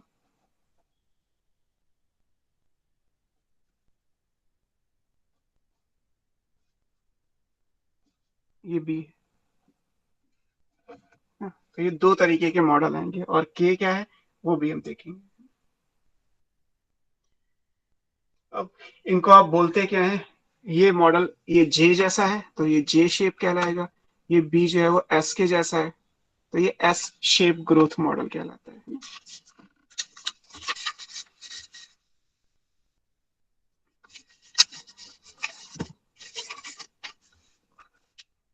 आपको इसलिए पढ़ा रहा हूँ कंपैरिजन में, जो कि ऐसे ही पूछे जाते हैं आपसे। So first one is called J shape and second one is S shape growth model या ग्रोथ कर्व कह सकते हैं। जे शेप वाला क्या कहलाता है, this is also called exponential,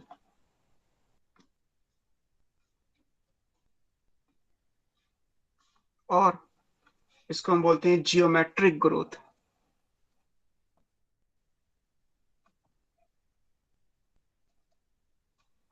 model. S वाला क्या कहलाता है, एस वाला कहलाता है logistic growth,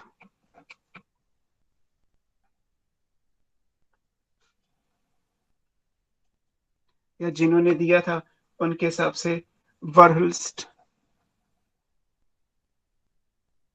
Perl growth model या logistic growth model.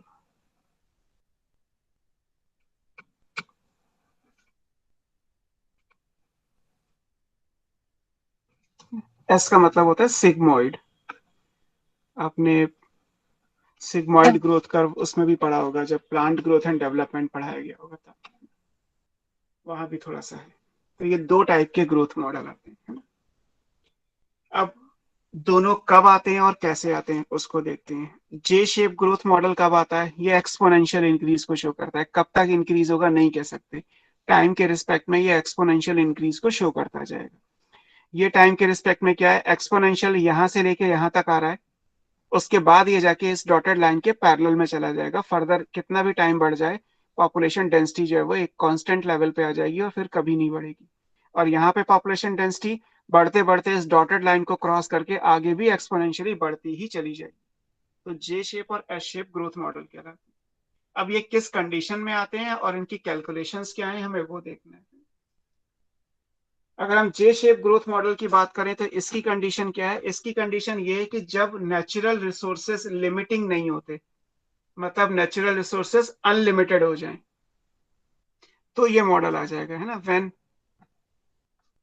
Natural resources are not limiting. जो भी किसी ऑर्गेनिज्म को चाहिए, जो भी किसी पॉपुलेशन को चाहिए, वो अनलिमिटेड है, कभी कम पड़ेगा ही नहीं। ऐसी कोई अगर सिचुएशन है तो ग्राफ ऐसा बन जाएगा, जे शेप ग्रोथ कर्व आ जाएगा। लेकिन ऐसा नेचर में कभी नहीं होता, क्योंकि आपने भी फोटोसिंथेसिस में लिमिटिंग फैक्टर का लॉ पढ़ा होगा। कोई ना कोई फैक्टर किसी ना किसी प्रोसेस के लिए लिमिट कर ही जाएगा, कुछ ना कुछ हमेशा कम पड़ जाएगा। कोई भी चीज अनलिमिटेड नहीं हो सकती, ये रूल है। तो नेचर में क्योंकि ऐसा कभी हो ही नहीं सकता, तो ये वाला ग्रोथ मॉडल जो है वो रियलिस्टिक मॉडल नहीं कहलाता है ना। दिस इज नॉट रियलिस्टिक, है ना।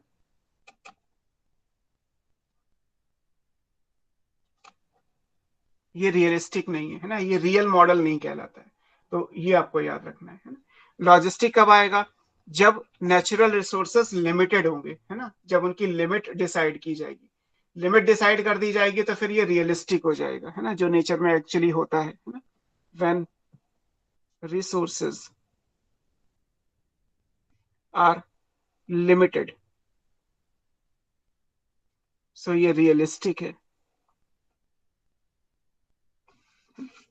अगर आप इसकी इक्वेशन लिखेंगे कि इस ग्रोथ कर्व की इक्वेशन क्या आएगी, तो ये लिखी जाती है dn/dt equals to r into n।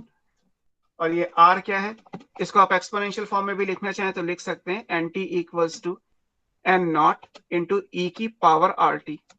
Physics आपको मेरे से ज्यादा आती है, ये मैं मान के चल रहा हूँ, तो आप मुझसे इसमें फिजिक्स की चीजें मत पूछिएगा। सिंपल जैसी डिफरेंशियल इक्वेशंस लिखते हैं आप, वैसी ही लिखी गई है ना। Nothing is special. और आपसे कोई कैलकुलेशन नहीं करवाई जाएगी जैसी फिजिक्स में कराई जाती है। आपको सिर्फ ये इक्वेशन याद रखनी है, इसका बायोलॉजिकल एंगल से जो एक्सप्लेनेशन है वो याद रखना है। मुझे कोई कैलकुलेशन नहीं देनी कि इनिशियल पॉपुलेशन इतनी थी, एक्सपोनेंशियल इंक्रीज इतनी है, आप वैल्यू पुट करिए, 10 साल में पता करिए ग्रोथ कितनी होती, वो सब एमएससी में कराया जाता है। आपके लिए ये चीज वैलिड नहीं है। तो आपको ये इक्वेशन याद रखनी है और आप इसको आसानी से समझ सकते हैं। यहाँ पे आर क्या है? आर इज बेसिकली बर्थ और डेथ का जो माइनस आएगा वो, है ना, बी माइनस डी। मैंने कैपिटल में लिखे थे, बुक में स्मॉल में लिखे, तो R is B minus D. आप यहाँ पे ऐसे भी लिख सकते थे, B minus D into N. तो आप दोनों तरीके से इन चीजों को देख सकते हैं ना। ये वाली निकल आएगी। बी क्या है आपको पता है, ये डिनोशंस में यहाँ नहीं लिख रहा। B is birth rate, D is the death rate, N यहाँ पे लिखा ही है पॉपुलेशन डेंसिटी, टी क्या है, टाइम है, dn/dt निकाल ही रहे हैं आप ग्राफ से। स्मॉल आर क्या है वो हमें देखना है। वैसे तो small R B minus D है, आप आसानी से निकाल सकते हैं, बट ये कहलाता क्या है? Small is called intrinsic rate of natural increase. किसी भी पॉपुलेशन के अंदर कोई ना कोई नेचुरल इंक्रीज भी होगी, चाहे रिसोर्सेस कैसे भी हो, लिमिटेड हो या अनलिमिटेड हो, आर हमेशा आएगा। मतलब अगर आप एक नेचर में पॉपुलेशन को छोड़ देंगे तो ऐसा हो ही नहीं सकता कि उसका नंबर इंक्रीज ना हो। रिप्रोडक्शन नेचुरली कुछ ना कुछ तो होगा, ना ज्यादा ना कम। हर स्पीशीज का डिसाइडेड होता है कि उसका रिप्रोडक्शन कुछ करो ना करो फिर भी होगा। अगर कोई प्लांट डिजीज भी है ना, तब भी उनके अंदर फ्रूट का फॉर्मेशन होता ही है। ऐसा नहीं हो सकता कि उनके अंदर फ्रूट का फॉर्मेशन ना होता हो। फ्रूट फर्टिलाइजेशन के बाद बनेगा, तो सेक्सुअल रिप्रोडक्शन का ऑप्शन वॉइस नहीं हमेशा आ रही रहेगा। सर। आ तो रही है। क्लियर है sir. So R is the intrinsic rate of natural increase. मैं आपको याद दिला देता हूं, आपने जो प्लांट ग्रोथ एंड डेवलपमेंट में इक्वेशन पढ़ी थी वहां भी लिखा था N T equals to N not plus R T. ये था आपका अर्थमेटिक ग्रोथ रेट। और जियोमेट्रिक में आपने लिखा था W T equals to W not E की पावर आर टी। तो वहां डब्ल्यू लिखा था क्योंकि वहां बायोमास पैरामीटर लिया था। यहाँ पे हम पॉपुलेशन साइज ले रहे हैं, डेंसिटी ले रहे हैं, हमें नहीं पता ये बायोमास है, कवर है, या फिर यहाँ पे नंबर है या पैग मार्क्स है, कुछ भी ले सकते हैं।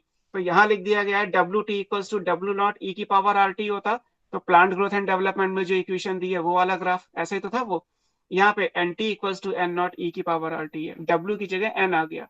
एक्सप्लेनेशन सेम रहेंगे, वहां पे भी आर का मतलब यही था, intrinsic rate of natural increase. Intrinsic मतलब इंटरनल, कुछ ना भी करें, अगर आपने एक मेल और फीमेल टाइगर और टाइग्रेस दोनों हैं, एक कपल की फॉर्म में हैं एक जगह पे, तो कुछ करिए या ना करिए, उनको खाने को मिले या ना मिले, वो रिप्रोड्यूस करके कब्स बनाएंगे ही बनाएंगे, उनकी पॉपुलेशन में एक नेचुरल इंक्रीज आएगी ही आएगी। दैट रेट जो इंटरनल रेट है, उनकी इंटरनल अर्ज है कि उन्हें रिप्रोड्यूस या मेट करना है, तो अकॉर्डिंगली नंबर इंक्रीज होगा ही होगा। That value is called small R, और ये बर्थ माइनस डेथ के बराबर होती है as per calculation.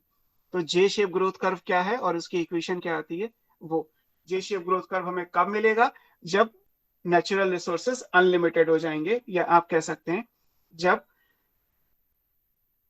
Realistic model apply नहीं होता, तब ये वाला आता है। यहाँ लॉजिक्स नहीं लगाते, यहाँ पे पता है कि पॉपुलेशन हमेशा इंक्रीज करती जाएगी, बट फैक्ट इज कि पॉपुलेशन हमेशा इंक्रीज नहीं करती। लॉजिक क्या है, लॉजिक ये है कि रिसोर्सेज हमेशा लिमिट करते हैं।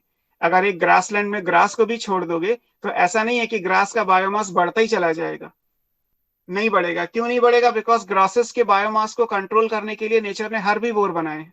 हर्बीवोर आएंगे और ग्रासेस को ग्रेस कर लेंगे, मास कैसे बढ़ेगा। अब ये भी नहीं है कि हर्बीवोर का नंबर बढ़ता ही जाएगा, कार्निवोर उसके लिए बने हुए हैं, कार्निवोर आएंगे हर्बीवोर की डेथ हो जाएगी। कार्निवोर टॉप मॉडल पे आते हैं, कार्निवोर का भी लाइफ स्पैन तो फिक्स है ना, किसी ना किसी वजह से डेथ उनकी भी होगी, उनको फूड कम मिलेगा तो उनकी डेथ हो जाएगी। डेड बॉडी पे डिकम्पोजर्स हैं, हर सारी चीजें नेचर ने बैलेंस कर रखी है इकोसिस्टम में। तो ये नहीं हो सकता कि किसी की पॉपुलेशन अनलिमिटेड इंक्रीज हो जाए। हमेशा नेचर में अगर है तो कंट्रोल्ड पॉपुलेशन आएगी, कंट्रोल आएगी तो ग्रोथ कर्व ऐसा आता है ये। और वो कंट्रोल क्या है, वो कंट्रोल इस के से डिसाइड होता है, जो ये डॉटेड लाइन बनी है, कि कभी भी पॉपुलेशन इस के को टच भी नहीं करती, इसके पैरेलल में जरूर आ सकती है ना।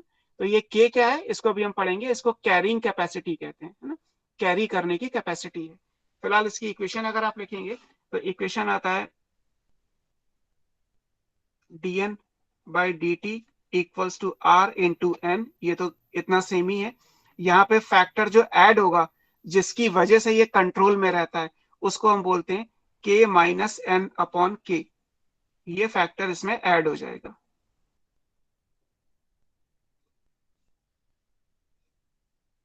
k माइनस एन अपॉन के। अब यहाँ पे k की वैल्यू क्या है, k अभी हम पढ़ेंगे, k की वैल्यू कैरिंग कैपेसिटी कहलाती है ना। मैं यहाँ लिख दे रहा हूं, where k is carrying capacity. ये पूरा factor k minus N upon K, ये फैक्टर क्या कहलाता है, ये सब नीट के क्वेश्चन है डायरेक्टली। इस फैक्टर को बोलते हैं इन्वायरमेंटल रेजिस्टेंस। इन्वायरमेंट कितना फोर्स लगा रहा है ऑर्गेनिज्म पे कि उसकी पॉपुलेशन कैरिंग कैपेसिटी से ऊपर ना निकल जाए, उसके नीचे रहे, उसको टच भी नहीं करेगी, उसके ऊपर जाने का तो मतलब ही नहीं है। तो जितना फोर्स नेचर ने लगाया जिससे पॉपुलेशन अंडर कंट्रोल हो, वो फोर्स क्या है, के माइनस एन अपॉन के की वैल्यू से शो किया जाता है। उस फोर्स को आप एनवायरमेंटल रेजिस्टेंस कहते हैं, और इसमें के किसी एरिया की कैरिंग कैपेसिटी होती है। तो अभी मैंने जितना आपको लिखा है इतना आपको समझ में आ जाएगा तो हो जाएगा। अब जो चीजें हम और पढ़ सकते हैं इस ग्राफ को लेके वो देखते हैं। ये हो गया। अब अगर आप यहां पे देखोगे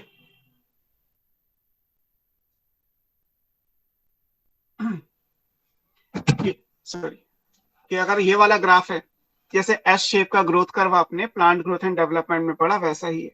तो अगर आप इसको देखेंगे तो है क्या, बेसिकली शुरू में एक फेज जो आती है वो ऐसी आती है जहां पे टाइम के रिस्पेक्ट में पॉपुलेशन की डेंसिटी बहुत कम इंक्रीज हुई है, टाइम इतना हो गया जबकि इंटेंसिटी केवल इतनी आई हुई है। तो शुरू में जो फेज आती है वो क्या कहलाती है, लैग फेज कहलाती है। इसको क्या बोलते हैं, लैग फेज। फिर उसके बाद क्या होता है, ग्रोथ एक्सपोनेंशियली इंक्रीज होती है ना। टाइम के हिसाब से अगर आप देखोगे तो ग्रोथ भी जो है वो इंक्रीज होती चली जा रही है, जितना टाइम बढ़ेगा उसी के एक्सपोनेंशियल मैनर में ग्रोथ बढ़ जाएगी। तो ये क्या कहलाता है, इसको बोलते हैं लॉग या एक्सपोनेंशियल फेज। इसको एक्सेलरेशन फेज भी बोल सकते हो क्योंकि एक्सेलरेट हो रही है, तो उसको एक्सेलरेशन फेज भी बोला जाता है।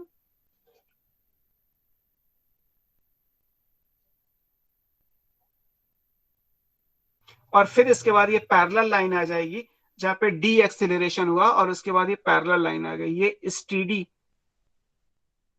या स्टेशनरी फेज कहलाती है। ये फेज ऑफ डी एक्सिलरेशन है कि अब इसके बाद इंक्रीज नहीं होगी एक्सिलरेशन के कंपैरिजन में, फिर ये डी एक्सिलरेशन आता है ना। और फाइनली एक ऐसी चीज आ जाएगी, यहाँ पे एक कंडीशन दी जाती है, ये वर्ड ऑलरेडी नीट का ही है कि एसिम्पटोट। एसिम्पटोट एक मैथमेटिकल वर्ड है, जिनके पास मैथमेटिक्स हो वो शायद जानते हो क्योंकि हायर मैथमेटिक्स में यूज होता है। बट एनसीईआरटी में लिखा हुआ है कि जब एक्सिलरेशन होगा तो उसके बाद डी एक्सिलरेशन होगा और फाइनली एक एसिम्पटोट आ जाएगी।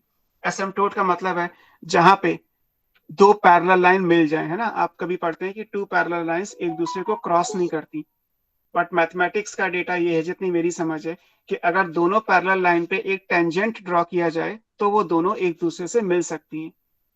तो दो पैरेलल लाइन कब मिलेंगी? जब उनपे एक टेंजेंट ड्रॉ किया जाएगा। मैथमेटिक्स में उसकी एक पूरी कैलकुलेशन है। उस पर्टिकुलर कोऑर्डिनेट को हम एसिम्पटोट बोलते हैं, है ना। यहाँ पे एक पॉइंट आएगा, यहाँ नहीं बन सकता क्योंकि ग्राफ तो आगे बहुत लंबा जाएगा, बट ये कब आएगा? इट, इसके आगे मैं लिख दे रहा हूं, इट फाइनली लास्ट में कभी ना कभी रीचेज एसिम्पटोट। ये वर्ड यूज करते हैं मैथमेटिक्स में। एसिम्पटोट का मतलब है जब k n के बराबर हो जाए। n is the population density, k is the carrying capacity. जब k n के बराबर हो जाएगा तो एसिम्पटोट आएगा। नीट 2018 का ही क्वेश्चन है कि एसिम्पटोट की condition S shape growth curve में कब आती है। तो उसके ऑप्शन दिए थे उन्होंने, k is greater than n, n is greater than k, k equals to n, ऐसे दिए थे। तो आंसर क्या आएगा? k equals to n। जब कैरिंग कैपेसिटी पॉपुलेशन साइज के बराबर हो जाएगी तो ये दोनों पैरेलल लाइन आगे जाके कहीं मिल जाएंगी। कब मिलेंगी ये किसी को नहीं पता, क्योंकि हर पॉपुलेशन के लिए इसका डेटा अलग निकल के आएगा। ह्यूमन के लिए अलग, टाइगर के लिए अलग, फाइकस ट्री के लिए अलग, ग्रासेस के लिए अलग, ब्रायोफाइट, सबके लिए अलग अलग आएगा। हर स्पीशीज का के और एन की वैल्यू कब आएंगी बराबर, ये अलग अलग होता है। तो हम इसको नहीं कह सकते ये कब आएगा, बट कभी ना कभी आएगा। तो पहले एक लैग फेज हुआ, फिर एक लॉग यानी एक्सिलरेशन हुआ, फिर एक डी एक्सिलरेशन हुआ, और फाइनली डॉटेड लाइन कभी ना कभी जाके मिल जाएंगी। तो उसको एसिम्पटोट कहते हैं, जहां पे के एन के बराबर आ जाएगा। तो एस शेप ग्रोथ कर्व में आपको ये भी समझना था। इतना तो एनसीईआरटी में सब कुछ लिखा हुआ है, जितना भी मैंने आपको इस पेपर पे समझाया अभी, है ना। अब इससे रिलेटेड चीजें और होती हैं, इसको आप समझोगे कैसे कि के क्या है।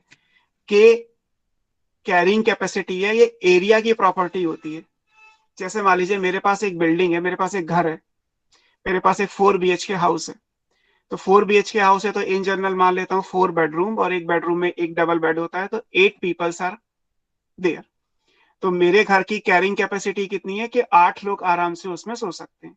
सो 8 क्या है? 8 is the carrying capacity for my house, क्योंकि वो 4 BHK था। अब बीइंग एन ओनर मेरा रोल क्या रहेगा कि 8 लोगों का मैंने घर बनाया, मतलब मैंने 4 BHK अपार्टमेंट परचेज कर लिया, तो क्यों मुझे पता है कि 8 लोग हैं। बट अगर मेरी फैमिली में 8 लोग होते तो मैं 8 लोगों का घर नहीं बनाता, मैं 10 का लेता, पेंटा हाउस ले लेता। बिकॉज मुझे पता है कि कभी ना कोई गेस्ट अचानक से आ जाएगा, वो कहाँ सोएगा। क्योंकि अगर वो हमारा बेड शेयर करेगा तो हमें प्रॉब्लम होगी। अगर हम सेफर साइड में चाहते हैं तो जिनकी फैमिली में 4 लोग होते हैं वो 3 BHK घर खरीदते हैं, जिनकी फैमिली में 2 लोग होते हैं वो 2 BHK खरीदते हैं, जिनकी फैमिली में 6 पीपल है वो 4 BHK लेते हैं। हमेशा आप एक एक्स्ट्रा बेडरूम लेके चलते हो, जिसे आप गेस्ट रूम बोलते हैं। तो होता क्या है कि बीइंग एन ओनर यानी being a population, being an organism, मैं हमेशा मैक्सिमम वैल्यू पे नहीं जाऊंगा, बिकॉज मेरे घर की मैक्सिमम कैपेसिटी 8 पर्सन है। अगर मेरी फैमिली में 6 है तो मैं 8 के अकॉर्डिंग ले रहा हूँ। मैं खुद ही अगर 8 हूं तो मैं 10 के अकॉर्डिंग इमेजिन करूंगा। इसीलिए ये दिया है कि पॉपुलेशन साइज कभी भी कैरिंग कैपेसिटी के बराबर नहीं आ सकती, ये कभी इसको टच नहीं करेगी। हाइपोथेटिकल सिचुएशन है, एसिम्पटोट मैथमेटिकल सिचुएशन है कि जहां पे ये दोनों बराबर आ जाए, वरना ये कभी नहीं आएगा। तो कैरिंग कैपेसिटी बिल्डिंग की प्रॉपर्टी है, मेरी प्रॉपर्टी नहीं है। अब मेरी प्रॉपर्टी क्या है? मैंने घर तो खरीद लिया, बट मेरी प्रॉपर्टी अनलिमिटेड है। अगर मैं बीइंग एन एनिमल सोचूं तो ये थोड़ा सोचा जाएगा कि कितने लोग घर पे रह सकते हैं, कितनी पॉपुलेशन साइज इंक्रीज हो सकती है मेरी फैमिली की, कुछ भी नंबर हो सकता है। तो वो क्या कहलाएगा? उसको एक अलग पैरामीटर दिया जाता है, that is called biotic potential. अभी हम पढ़ेंगे। बायोटिक पोटेंशियल ऑर्गेनिज्म का मैक्सिमम है कि एक ऑर्गेनिज्म अपनी पूरी लाइफ में कितना पोटेंशियली इंटरब्रीड कर सकता है, एक कपल अपनी लाइफ में कितने बेबीज दे सकता है मैक्सिमम। तो जो मैक्सिमम नंबर ऑफ इंडिविजुअल्स है किसी पर्टिकुलर कपल के लिए, किसी पर्टिकुलर पेयर के लिए, वो कहलाता है उसका बायोटिक पोटेंशियल। और एक एरिया में मैक्सिमम कितने लोग आ सकते हैं वो कहलाता है उसकी कैरिंग कैपेसिटी। अब नेचर ने क्या किया है, एक बैलेंस किया हुआ है, ना तो एरिया की मर्जी होती है कि ये 8 लोगों को सस्टेन कर सकता है तो 8 लोग आ जाएं, और ना ऑर्गेनिज्म की मर्जी चलती है कि वो तो 12 लोगों की फैमिली बना के बैठा हुआ है तो वो 8 में कैसे एडजस्ट होगा, और कैरिंग कैपेसिटी के ऊपर जा नहीं सकता, क्योंकि ऊपर जाएगा तो जे शेप आ जाएगा। ये तो सिंपल है, नॉट रियलिस्टिक, तो इसको तो फॉलो ही नहीं किया जाता। नेचर में जो भी फॉलो होता है वो एस शेप होता है। तो नेचर ने क्या किया, एक फोर्स लगा दिया कि जी तुम्हारी लिमिट जो है वो ना 8 से ज्यादा है ही नहीं। अगर तुम चाहो भी, तुम्हारा मैक्सिमम नंबर ये है कि तुम पूरी लाइफ में 12 इंडिविजुअल्स दे सकते हो, बट जितने एरिया में तुम रह रहे हो उस एरिया की कैपेसिटी 8 है, तो 8 से ज्यादा तो हो ही नहीं सकता। एक फोर्स लगा दिया कि 8 से ज्यादा बेबीज नहीं हो सकते। दैट फोर्स इज कॉल्ड, जो आपने यहाँ लिखा, इन्वायरमेंटल रेजिस्टेंस। एनवायरमेंट एक प्रेशर लगा रहा है जिससे आप अपना नंबर इंक्रीज नहीं करोगे, है ना। ये चीज है हमारे पास। ये प्रेशर क्या है, सोशल प्रेशर है। पता है कि अगर ज्यादा बच्चे हो जाएंगे तो लोग क्या कहेंगे, क्योंकि यूजुअली एक कपल 2 और 3 मैक्सिमम है। आजकल तो ट्रेंड हो गया है कि एक कपल का एक ही है, हम एक हमारा एक। पहले स्लोगन था हम दो हमारे दो। तो ये फैमिली प्लानिंग प्रोग्राम के हिसाब से सारी चीजें कैलकुलेट की जाती हैं कि पहले था हम दो हमारे दो, अब ट्रेंड बन गया है हम एक हमारा है, क्योंकि हमें पॉपुलेशन कम करनी है। तो उस पॉइंट ऑफ व्यू से अगर हम देखेंगे तो हमें एक सोशल प्रेशर दे दिया गया कि अगर ज्यादा बच्चे हो जाएंगे तो कैसे पढ़ाओगे, उनका खर्चा कैसे करोगे। तो इट मीन्स उस हिसाब से अर्न तो आप कर नहीं रहे हो, तो फिर बच्चों को अच्छी एजुकेशन नहीं मिलेगी, तो फिर आगे दिक्कत आएगी। तो इसलिए क्या हुआ, उनका नंबर, ये एक सोशल प्रेशर है, that is called environmental resistance, जो ह्यूमन पे अप्लाई किया गया जिससे पॉपुलेशन का नंबर अंडर कंट्रोल रहे। आपकी कैपेसिटी कितनी भी हो, बट फिर भी आपके ऊपर एक प्रेशर अप्लाई कर दिया गया है कि आपकी कैपेसिटी के नीचे ही आपको रहना है ना। और अगर आप वैसे सोचे कि नहीं मेरे पास बहुत पैसा है, तो अंबानी के पास भी तो बहुत सारा पैसा है, क्या उस पैसे के हिसाब से उसके घर में इंडिविजुअल है? नहीं है। उस पर भी तो सोशल प्रेशर है कि इससे ज्यादा बर्थ नहीं होनी है या नहीं करनी है, क्योंकि हम प्लान कर सकते हैं इसलिए नहीं करनी। तो ये तीनों पैरामीटर कोरिलेट करते हैं एक दूसरे से, कैरिंग कैपेसिटी, एनवायरमेंटल रेजिस्टेंस, जो 2 वैल्यू आप यहाँ देख रहे हो, और थर्ड वर्ड जो है वो बायोटिक पोटेंशियल है। क्लियर? नेक्स्ट पेज पे लिख लीजिए आप इसे। कैरिंग कैपेसिटी मैंने अभी आपको बताया कि वो एरिया स्पेसिफिक है। अगर आप उसको डिफाइन करेंगे तो maximum population size that an area can sustain, है ना, कैरिंग कैपेसिटी की। ये क्या है, this is maximum population size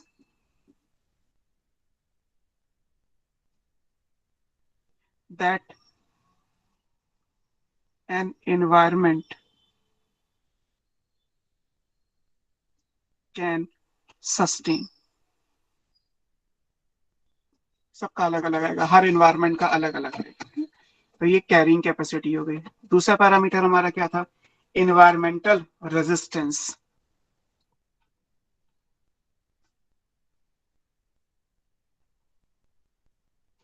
के माइनस एन अपॉन के।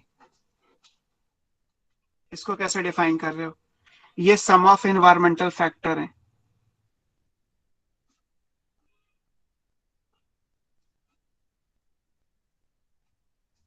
सम of environmental factor which limits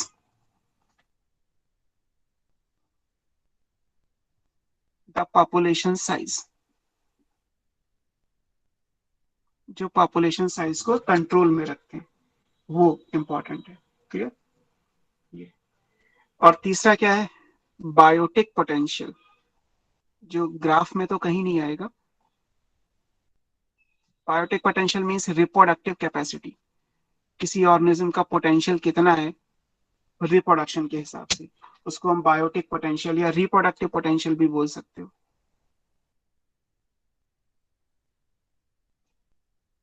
reproductive potential ये क्या है, it is a maximum reproductive capacity,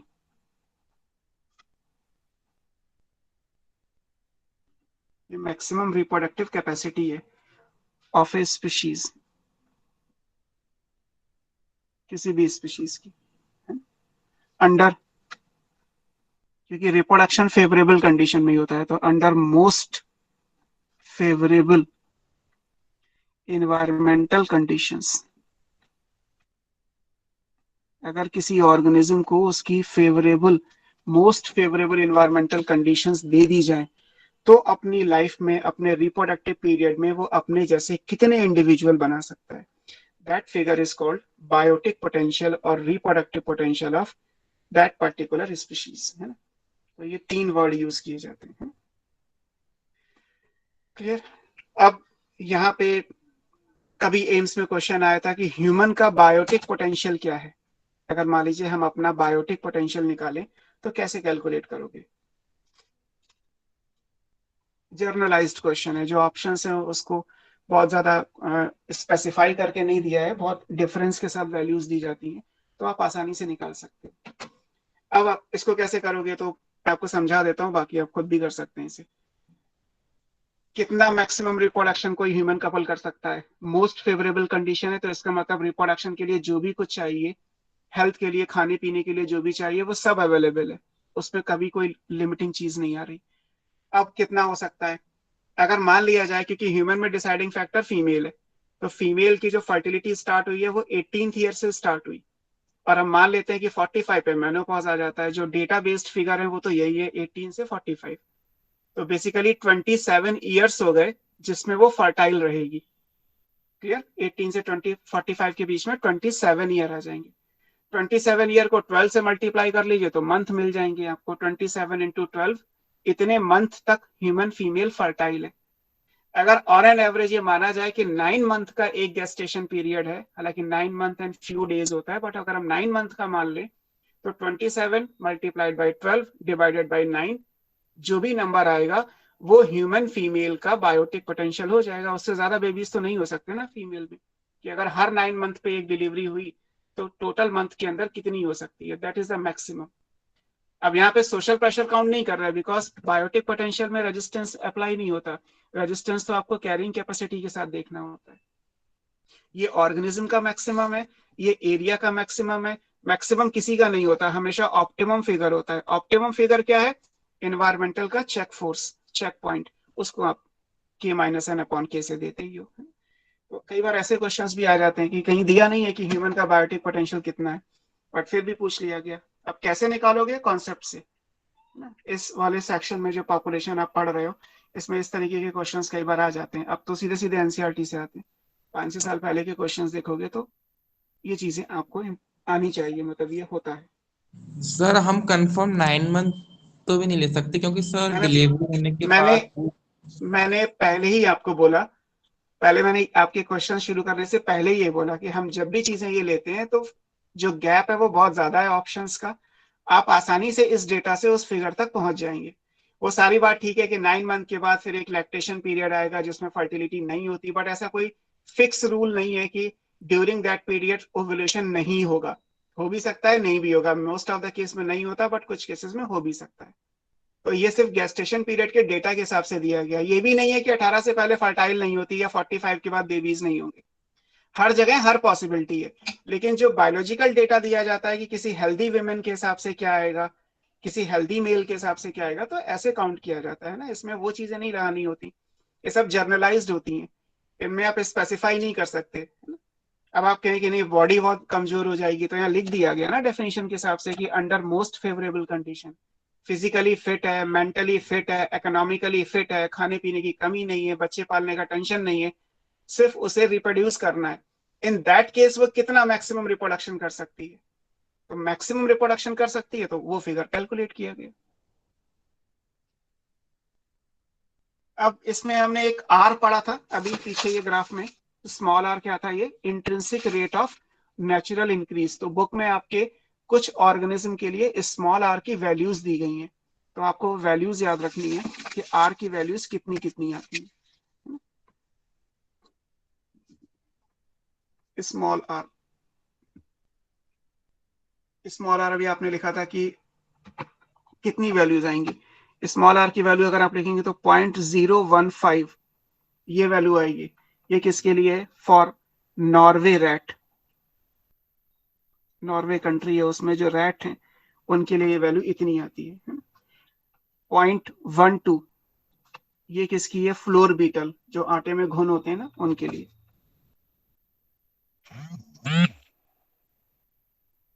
ये आ जाएगी। और हमारे लिए अगर निकाले तो ये 0.0205 है। ये किसके लिए? For human population in India.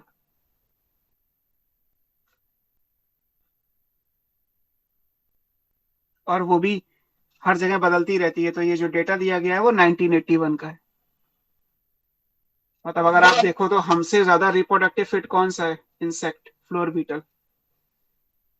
इसकी वैल्यू ज्यादा आ रही ना, आर की वैल्यू जितनी ज्यादा होगी उतना ज्यादा ऑर्गेनिज्म रिप्रोडक्टिवली फिट कंसिडर किया जाता है। इसी के बेस पे आपका आगे का टॉपिक आएगा, उसको हम बोलते हैं लाइफ हिस्ट्री वेरिएशन। तो अभी फिलहाल हमने ग्राफ के अकॉर्डिंग जो चीजें हैं वो कैलकुलेट की कि ग्रोथ मॉडल कौन से हैं और उनको हम किस किस तरीके से पढ़ते हैं।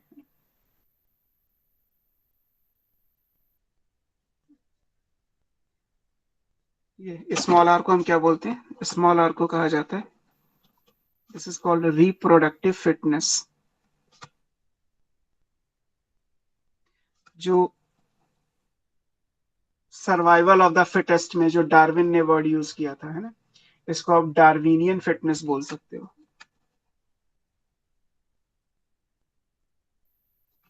जितनी ज्यादा आर की वैल्यू होगी उतना ज्यादा ऑर्गेनिज्म रिप्रोडक्टिवली फिट होगा, और जितना ज्यादा ऑर्गेनिज्म रिप्रोडक्टिवली फिट होगा उसके सरवाइव करने के चांसेस उतने ही ज्यादा होंगे। जब डार्विन ने सर्वाइवल ऑफ द फिटेस्ट का कॉन्सेप्ट दिया तो उसको कैलकुलेट भी किया है ना।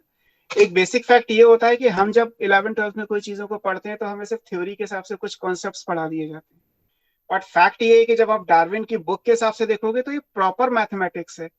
पॉपुलेशन इकोलॉजी, जैसे अभी आपने वर्ड लिखा था, इकोलॉजी के प्रिंसिपल्स को पॉपुलेशन जेनेटिक्स एंड इवोल्यूशन पे अप्लाई करना, तो ये अपने आप में बड़ा इंटरेस्टिंग है। आजकल के जो मॉडर्न इकोलॉजिस्ट है वो सारा इसी पे ही काम कर रहे हैं। वो सब इवोल्यूशन को समझना चाहते हैं with respect to genetics, with respect to ecological factor. तो डार्विन ने कभी जब ये स्मॉल आर का कॉन्सेप्ट दिया था कि सर्वाइवल ऑफ द फिटेस्ट होगा, कि जो फिट होगा वो सर्वाइव कर जाएगा, आपने तो केवल इतना ही पढ़ा होगा सर्वाइवल ऑफ द फिटेस्ट में, कि जो फिट है वो सर्वाइव कर जाएगा। फिट का मतलब क्या है? फिटनेस का पैरामीटर क्या है? कैसे जस्टिफाई करोगे कि कौन कितना फिट है? फिजिकल फिटनेस की बात नहीं होती है। डार्विन के हिसाब से फिटनेस का मतलब क्या है? Reproductive fitness. कैसे मेजर करोगे? स्मॉल आर की वैल्यू से, कि किसी नेचुरल इंक्रीज क्या है, किसी पॉपुलेशन का इंट्रिंसिक रेट क्या है। अपने आप उसमें एक अर्ज है कि इतना नंबर तो मेरा बढ़ाना ही है, what ever will be the external conditions. अब इस केस, अब क्योंकि एनवायरमेंट बदल रहा है, बदलते एनवायरमेंट के साथ भी अगर स्पीशीज में ये आ जाए कि मुझे तो अपना नंबर इतना इंक्रीज करना ही है, मेरी स्मॉल आर की वैल्यू इतनी आएगी आएगी, तो इसका मतलब है वो बाकी से अलग है, और बाकी से अलग है तो फिर वो फिट हो जाएगा, बाकी सारे खत्म हो जाएंगे। तो सर्वाइवल ऑफ द फिटेस्ट का कॉन्सेप्ट दिया गया है रिप्रोडक्टिव फिटनेस स्मॉल आर की वैल्यूज के हिसाब से, इसीलिए इसको हम डार्विनियन फिटनेस कहते हैं। इसी के हिसाब से किसी भी ऑर्गेनिज्म के अंदर लाइफ हिस्ट्री वेरिएशंस आते हैं, है ना। आज की क्लास आपकी 1.5 घंटे की है क्योंकि हमारी कोई और क्लास भी शेड्यूल्ड है, तो हमें इसके आगे पढ़ना है लाइफ हिस्ट्री वेरिएशन, और फिर हम आएंगे पॉपुलेशन इंटरेक्शंस पे, जो कम्युनिटी के कैरेक्टरिस्टिक्स हैं, कि अगर दो अलग अलग स्पीशीज एक दूसरे से कनेक्ट हो रही हैं, एक दूसरे से कोरिलेट कर रही हैं, तो कैसे कोरिलेट करती हैं। वो थ्योरेटिकल होगा। नेक्स्ट क्लास में आप अगर नोट्स अपने पास अरेंज कर सकते हैं जैसे भी, तो करके रखिएगा, है ना। मैं आपको अभी से बता दे रहा हूँ क्योंकि थ्योरेटिकली ये सारा कुछ समझना है, बट थ्योरी ज्यादा है उसमें।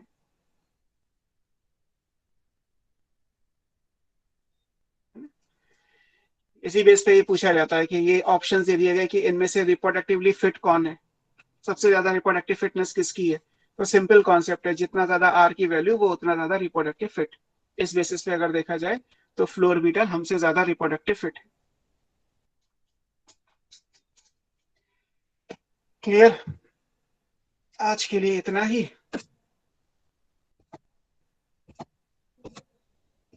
किसी को कुछ डाउट हो तो बताओ।